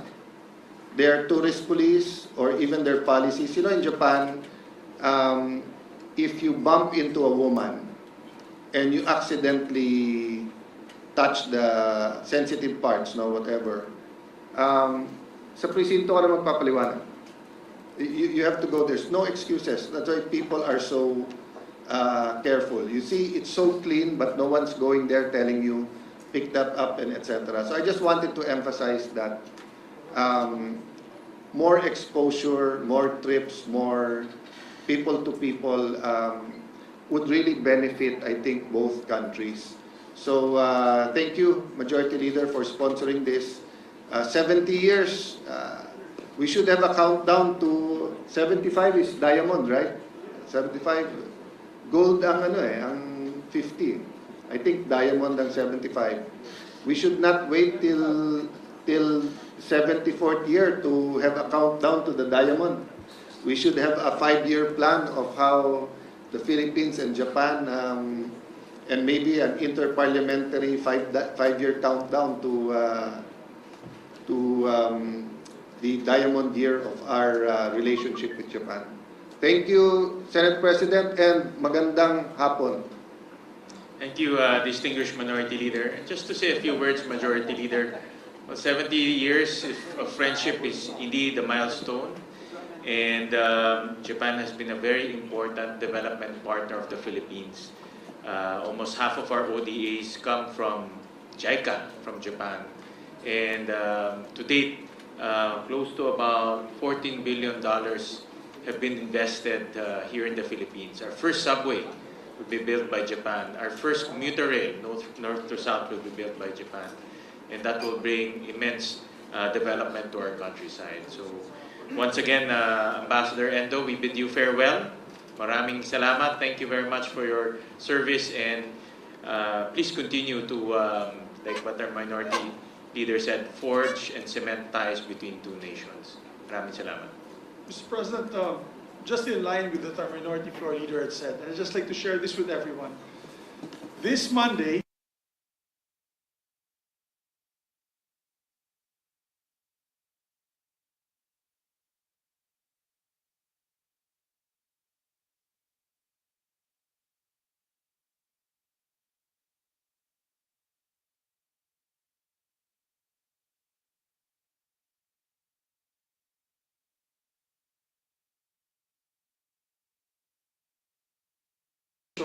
and as I mentioned earlier during my speech earlier, they're the same people who visit us, are the same people who fight for us when we need assistance, help in terms of defense cooperation, economic participation, and trade with Japan. And I'm so happy that we are having more members of Parliament of Japan visiting us in the Philippines, and we should reciprocate. As a matter of fact, we're planning, Mr. President, your chairman of the Philippine-Japan Friendship Association, yours truly, is planning a November trip, first week of November trip before the scheduled sessions on November 9, to be able to also visit once again Japan. And I'm inviting all our colleagues here who would like to join us both from the minority and majority. And we'll have hopefully a high-level delegation meeting in Japan, Your Honor, Mr. President. You, Majority Leader, you being the President of the Philippine-Japan Parliamentary Friendship Group, you're tasked to entertain our guests. Yes, sir. Coming here. I will do that as your orders. We will host them and take care of them. Mr. President, I just want to put on record a total of 14 senators that sponsored and co-sponsored this resolution. I think one of the most for a resolution honoring a partner and friend to us. I just want to let the ambassador know that usually when we have we're celebrating an anniversary for a friendship of another country, marami na po yung 5 na magtatayo, no? 5 would be a lot to stand up and sponsor the measure. We have today a total of 14 senators, and I know a lot more want to co-sponsor this, to show our gratitude to Japan. As mentioned by Senator Alan Cayetano, yung alam niya is Pikachu and the others. Nung bata po kami ni Senator Alan, Bolt is 5. Si Steve, Little John, Koji Kabuto, of Mazinger Z. Akala ko po nung bata po ako lahat ng Hapon ay ganun yung itsura ni Koji Kabuto. And so, with that, Mr. President, before we adopt the resolution, I'd just like to make one insertion, amendment to the resolution, if possible, with the permission of the body. On page 2, after line 7, we'd like to insert a new paragraph that reads as follows.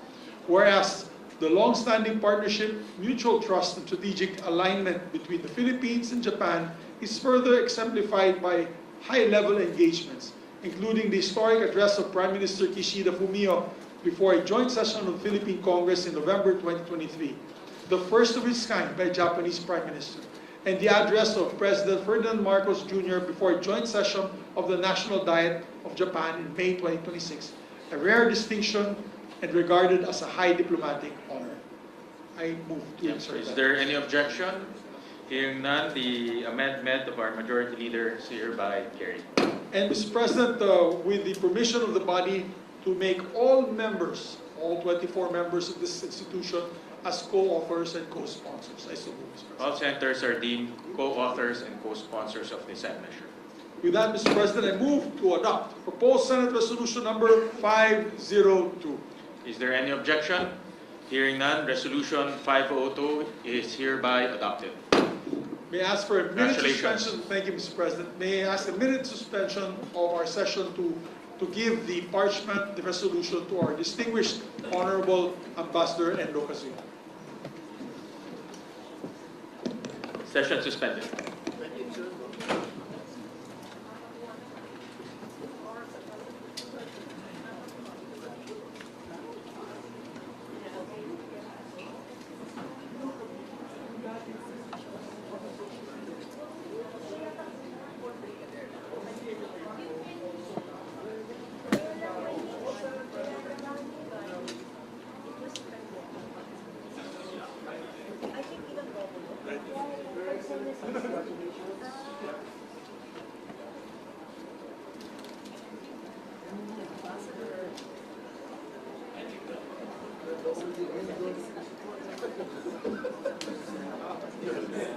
Only Endo is support.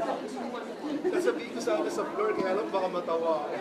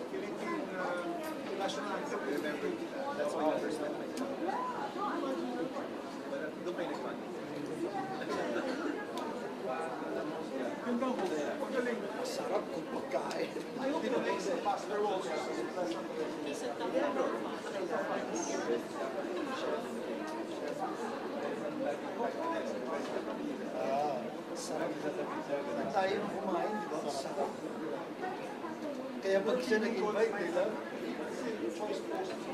Yes.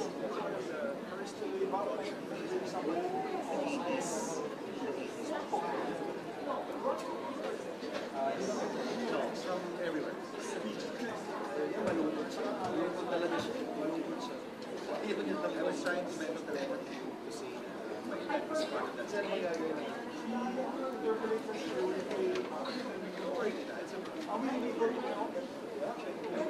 Yes. Yes, focus. Huwag kang sumayinyas. Huwag kang sumayinyas. Huwag kang sumayinyas. People to people. Hindi, meron tayo mga members of parliament. Ako sa Gusto member sumama ko member boss. Gusto namin yung party.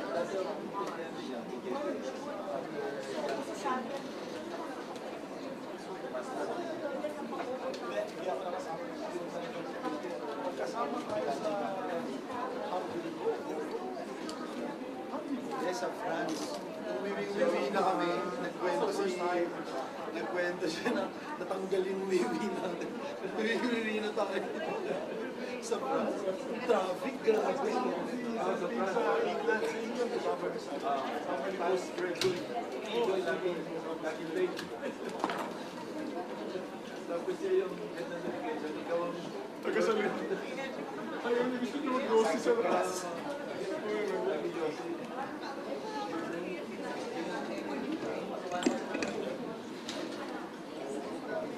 Fred? You wanna do what?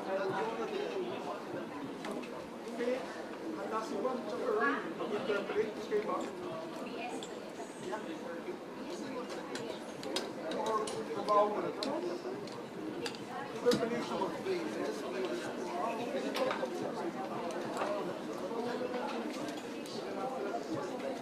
Session resumed. Thank you very much, Mr. President. Mr. President, I move that we resume consideration of Senate Bill number 2272 under Committee Report number 71. Is there any objection? Hearing none, motion is approved. This is the strengthening our nutrition program. To sponsor the measure, may recognize Senator Bamakino, and to interpolate, I believe, Senator Erwin. We recognize the sponsor of the measure, Senator Bamakino, and to interpolate, Senator Erwin Tulfo.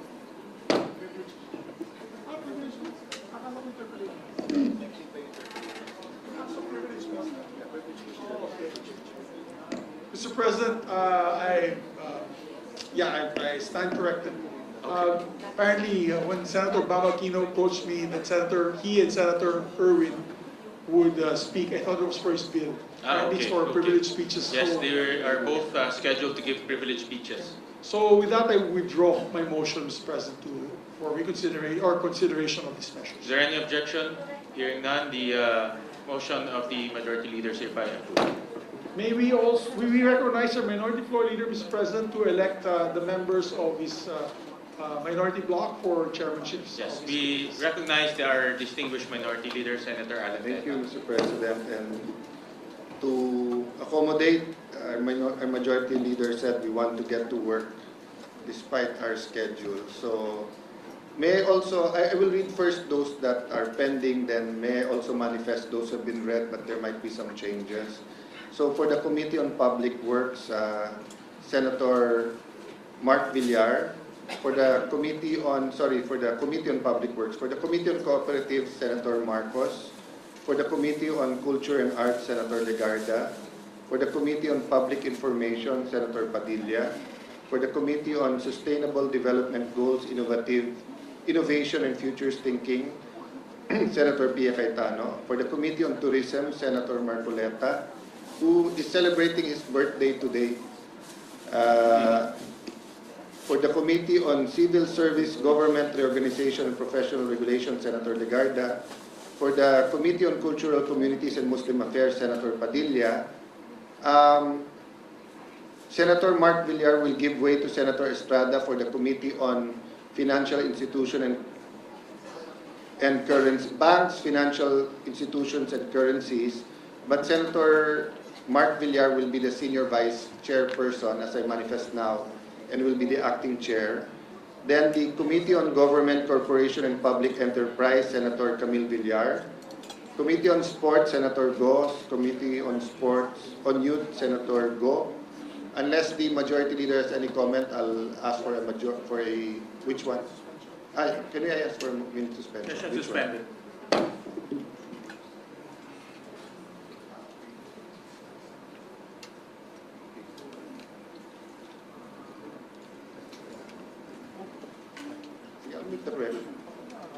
Can I make the correction? I think there's been a confusion with the Committee on Public. Session resumed.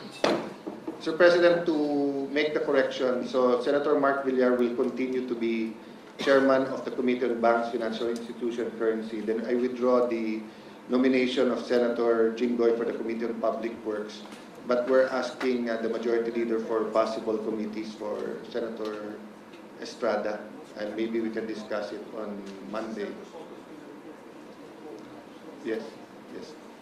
If there's no objections, maybe it can be an omnibus motion to elect the following to the Is there any objection? Hearing none, the motion of the Minority Leader is hereby approved, subject to the changes he mentioned. And for the Deputy Minority Leader, Senator Amy Marcos. Is there any objection? Hearing none, Senator Amy Marcos. So for the record, we are not anti-Marcos because we're electing Amy as the Deputy Minority Leader. Senator Amy Marcos is elected as the Deputy Minority Leader. Thank you, and we'd like to also reflect that as Deputy Minority Floor Leader should be member of all committees as ex-officio member. As regular member. So recorded. So Thank noted. you. Mr. President, to avail the privilege hour, may we recognize a distinguished colleague from Palawan and Republic of the Philippines, Senator Erwin Tulfo. We recognize our distinguished colleague from Palawan, Senator Erwin Tulfo. Maraming salamat, Ginoong Pangulo. Maraming salamat, Majority Floor Leader. Mahal na Pangulo, mga kasamahan, ang kuryente o elektrisidad ang pangunahing nagpapatakbo sa ating mga tahanan, paaralan, ospital, mga negosyo, at paging sa ating pamahalaan. Sa madaling sabi, kung walang maasahan at abot kayang kuryente, may hirapang umunlad ang ating bayan. Ngunit kamakailan lamang nag-number 1 po ang Pilipinas sa Southeast Asia. Hindi po sa larangan ng sports, hindi po sa larangan ng edukasyon o ekonomiya, kundi last June, we recorded the highest electricity rates in Southeast Asia at 13 pesos to 14 pesos per kilowatt hour. Sa bawat pagtaas po ng singil sa kuryente, nababawasan po ang budget ng pamilyang Pilipino para sa pagkain, pambili ng gamot at pagpapaaral ng mga anak. Every peso added to the electricity bill is a peso taken away from a Filipino family's take-home pay.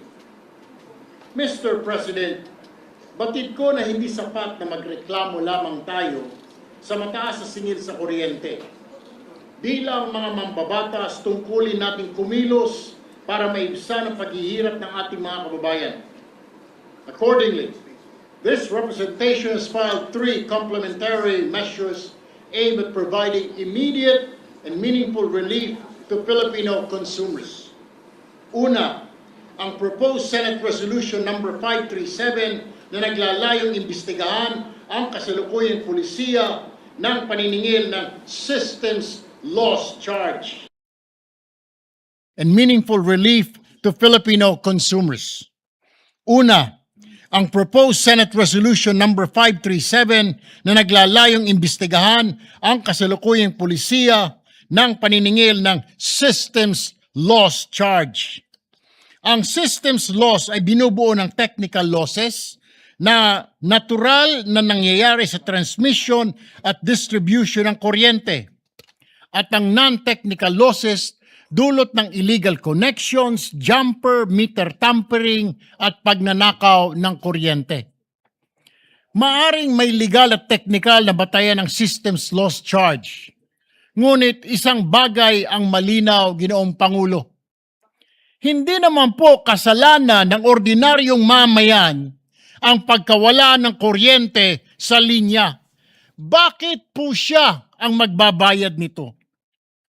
Ikalawa, ang Senate Bill number 2340 na nag-exempt sa systems loss charge mula sa 12% value-added tax o VAT para sa residential consumer. Sa ating kasalukuyang sistema, may systems loss na, may VAT pa na binabayaran tayo. Binubuwisan po at kailangan daw nating bayaran ang nawalang kuryente na hindi naman po natin nagamit, Ginoong Pangulo. Dobleng pasanin sa ating mga kababayan. Hanggang saan ba dapat ipasa sa consumers ang gastusing ito? Ikatlo, inihain din natin ang Senate Bill number 2339 na naglalayong tuluyang ipawalang bisa na ang energy tax sa ilalim ng Batas Pambansa bilang 36. When this law was passed in 1979, it sought to encourage energy conservation through an additional tax on high residential electricity consumption. Kaso mo, Ginoong Pangulo, iba na po ang panahon ngayon. Hindi na po luho ang kuryente, kundi pangunahing pangangailangan para sa pag-aaral, paghahanap buhay, komunikasyon, pangangalagang pangkalusugan at sa simpleng pamumuhay na may dangal at dignidad ng bawat pamilyang Pilipino. Ang bawat pisong matitipid sa electric bill ay maaaring maging dagdag sa pagkain, gamot, matrikula at emergency fund ng isang pamilya. Ayon mismo sa mga distribution utilities, ang systems loss ay isang regulated pass-through charge. kung saan humigit kumulang 5% na karaniwang residential bill ay napupunta rito, habang mahigit 10% naman ay napupunta sa iba't ibang buwis at government charge. Kung may kapangyarihan po ang pamahalaan na suriin ang mga lumang pulisiya at alisin ang mga hindi na makatarungang pasanin, mayroon din po tayong tungkulin para ibasura ito. If we are serious about easing the burden on our people, then we must have the courage to revisit policies that have long been accepted but may no longer be fair, Mr. President. As I conclude, allow me also to acknowledge my fellow senators who have filed similar or related measures. Senator J.B. Ejercito, Senator Kiko Pangilinan, Senator Risa Ontiveros, Senator Lito Lapid, Senator Chis Escudero, Senator Bam Aquino, and Senator Amy Marcos, Senator Rodante Marcoleta, and Senate President Gatchalian. I therefore call on this chamber, both the majority and the minority, to join me, Mr. President, in supporting these measures and in working together toward an energy sector that is efficient, transparent, competitive, and above all, fair to the Filipino people. Maraming salamat po, Ginoong Pangulo.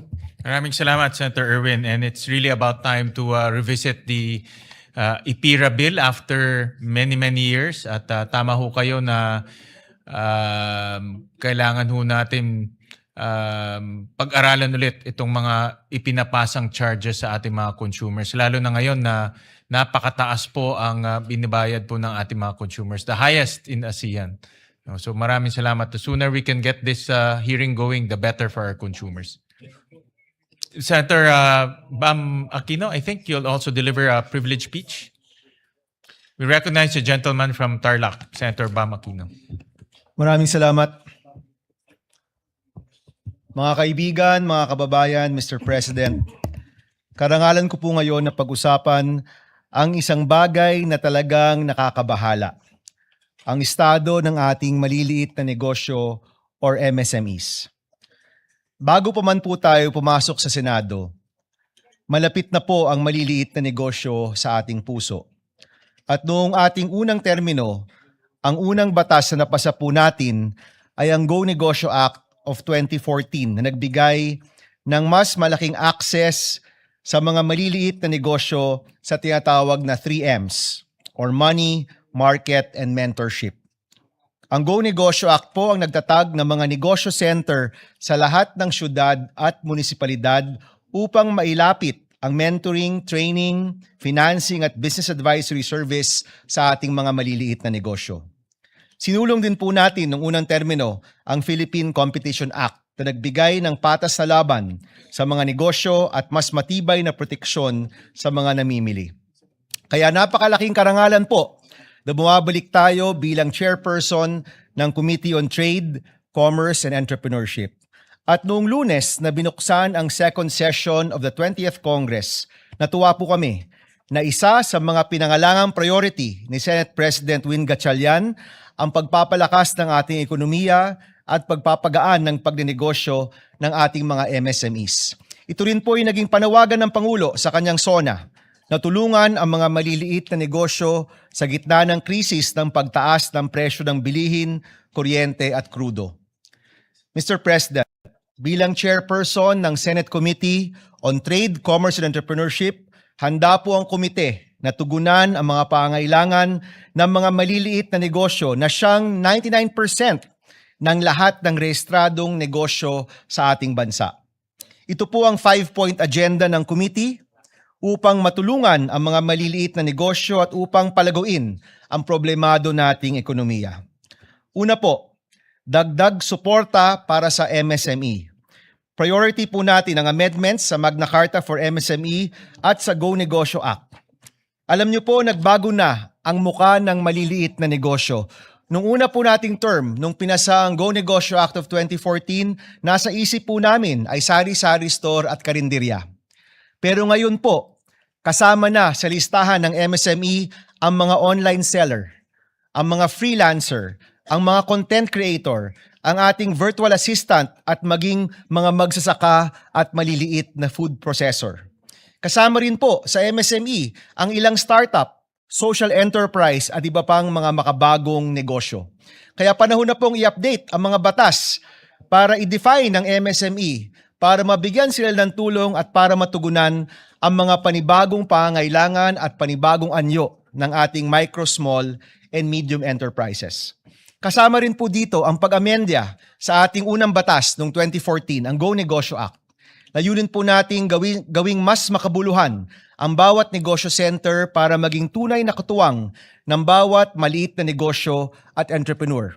Palalawakin po natin ang access to capital, access to microinsurance at iba pang suportang kailangan ng ating maliit na negosyo. Pangalawa po sa agenda, panahon na rin pong seryosohin ang creative economy bilang isa sa mga bagong makina ng paglago ng ating ekonomiya. Matagal na po tayong nanonood, nakikinig at natutuwa kapag kinikilala ang mga Pilipino sa pandaigdigang entablado. Mula BINI, SB19, Filipino filmmakers, animators, game developers, Filipino fashion designers, graphic artists, writers, meron pong renewed interest in Filipino culture, food, and creativity. Kaya kailangan po nating suportahan at tulungan ang industriya na ito. Ang inspirasyon po natin ang Coca ng Korea, kung saan saklaw po ng ahensyang ito ang pagpapalaganap ng Korean culture sa buong mundo. Nais po natin makita ang isang ahensya ng ating gobyerno na siyang kumakalinga sa ating Filipino creatives at tumulong sa kanilang expansion dito po sa pandaigdigang entablado.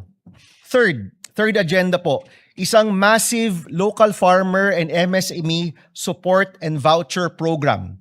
Isa po sigurong evolution ng sagip-saka ni Senator Kiko Pangilinan, kung saan ang gobyerno po can leverage its huge budget to buy directly from our local farmers and MSMEs. Ang hangarin po dito ay isang inclusive supply chain na kung saan ang parehas na binibigyan at pinagkukuhanan ay nakikinabang. Kung magamit lang po ng tama ang napakalaking budget ng gobyerno, napakarami pong pwedeng matulungan at mapapanatili pang abot kaya ang mga bilihin. Naisip po natin kung saan pwedeng kunin ng pera. Naisip po namin na pwede pong ma-access ang 300 billion pesos na nakaprogram na ayuda sa ating bansa. Hindi ho ba napakaganda? Tumutulong na nga po tayo sa mga kababayan po natin, yung pinagkukuhanan pa po natin ay natutulungan din. Tuloy-tuloy po yung tulong, pero mismo yung tulong merong ding natutulungan.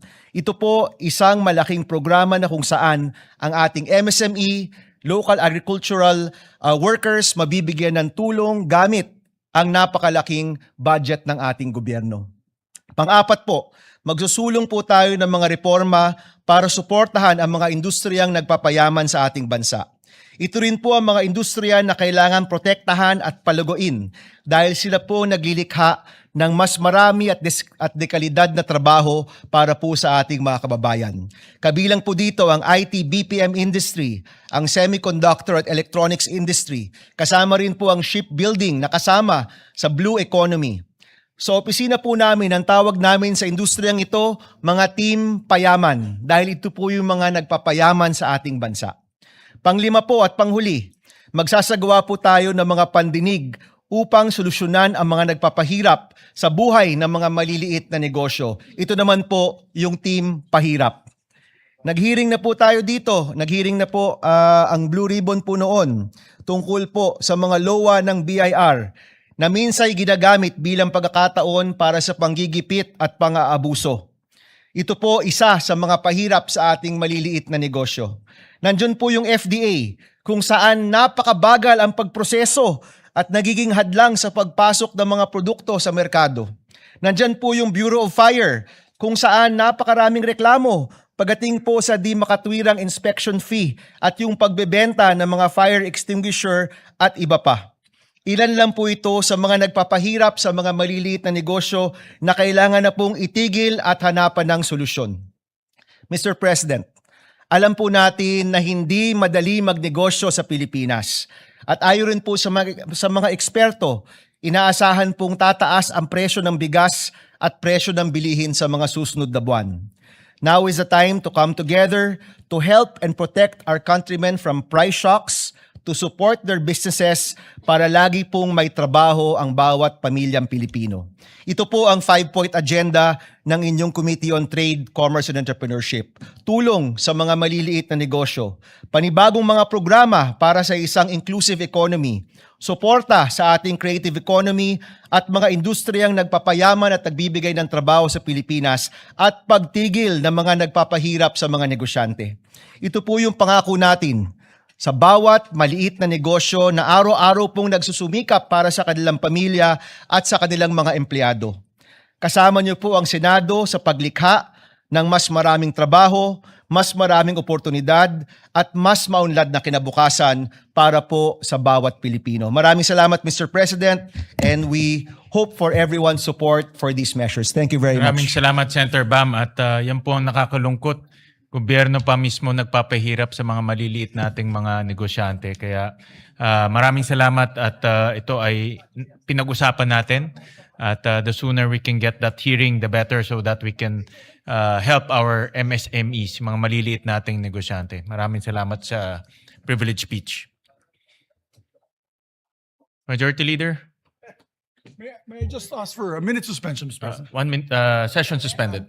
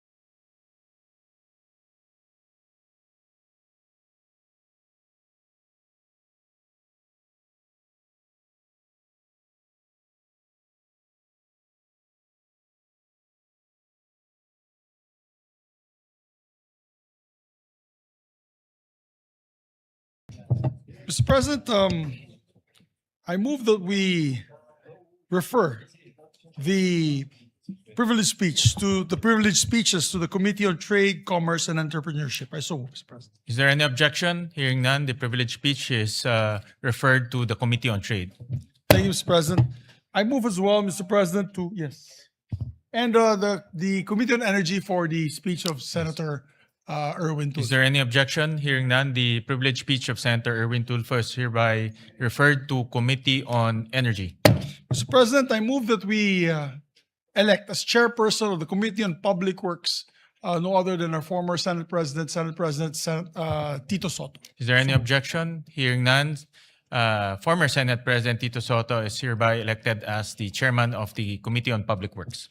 And Mr. President, he would like to vacate the position as chairman of the Committee on Electoral Reforms and people's participation, with the permission of the body, we move to elect Senator Jingoy Estrada as the chairperson of the said committee. Is there any objection? Hearing none, Senator Jingoy Estrada is hereby elected as the chairman of the Committee on Electoral Reforms. Yes. And Mr. President, I'd just like to make a reminder to our colleagues to fill up the positions already for the majority and minority in the memberships of each and every one's committee, so that we can move forward and continue the legislative process with the committee level. Yes, we remind our colleagues to please submit to us the members of your committees, so we can ready file the committee reports. A lot of committee reports are ready to be filed, but we need the complete membership of the committee. So Yes, hopefully Monday, Mr. President, we can elect them first hour. yes, Yes. yes. So we'll remind the chairpersons to submit the committee members. Before we end today's session, Mr. President, I would just like to announce that we have a special guest in the gallery today. He's one of my idols because I'm in the martial arts, field. He's Grandmaster Regan Machado of the Brazilian Jiu-Jitsu BJJ. He's the Grandmaster and pioneer of the sport in the United States with a 9th degree black belt. He's a red belter, Mr. President. He's here with us today. Welcome to the Senate of the Philippines, and welcome to the Philippines, to our country. Yes, it's his first time to the Philippines. He's together with Jom Sandoval and Sani Berrueco. He's also the trainer, choreographer of many films, including Action John films. Wick films, including John Wick, Mr. President. We also have our own action star here. Yes.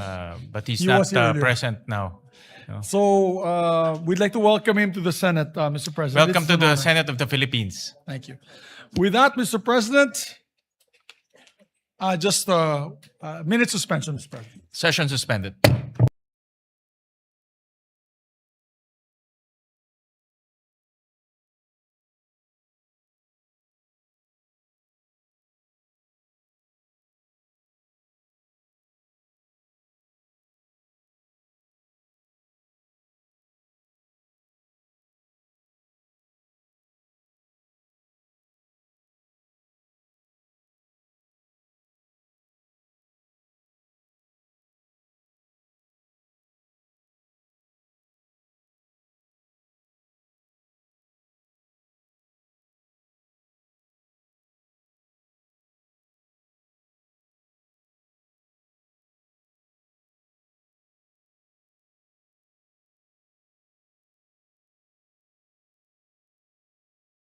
Mr. President, I move with the permission of the body to elect the members of the majority in the Committee on Banks and Financial Institutions and Currencies.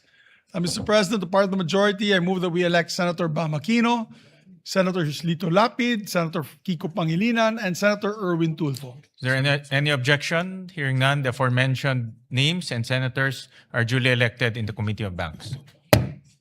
Thank you very much, Mr. President. Mr. President, I move reference to business next week na. With that, Mr. President, I move that we adjourn session until 4 o'clock in the afternoon on Monday, August 3, 2026. August, Thank you very much, Mr. President. Is there any 4 o'clock. 4 o'clock? No? Is there any objection? Hearing none, session is adjourned until August 3, 4 p.m. Thank you very much. Thank Mr. you. President. Thank you very much.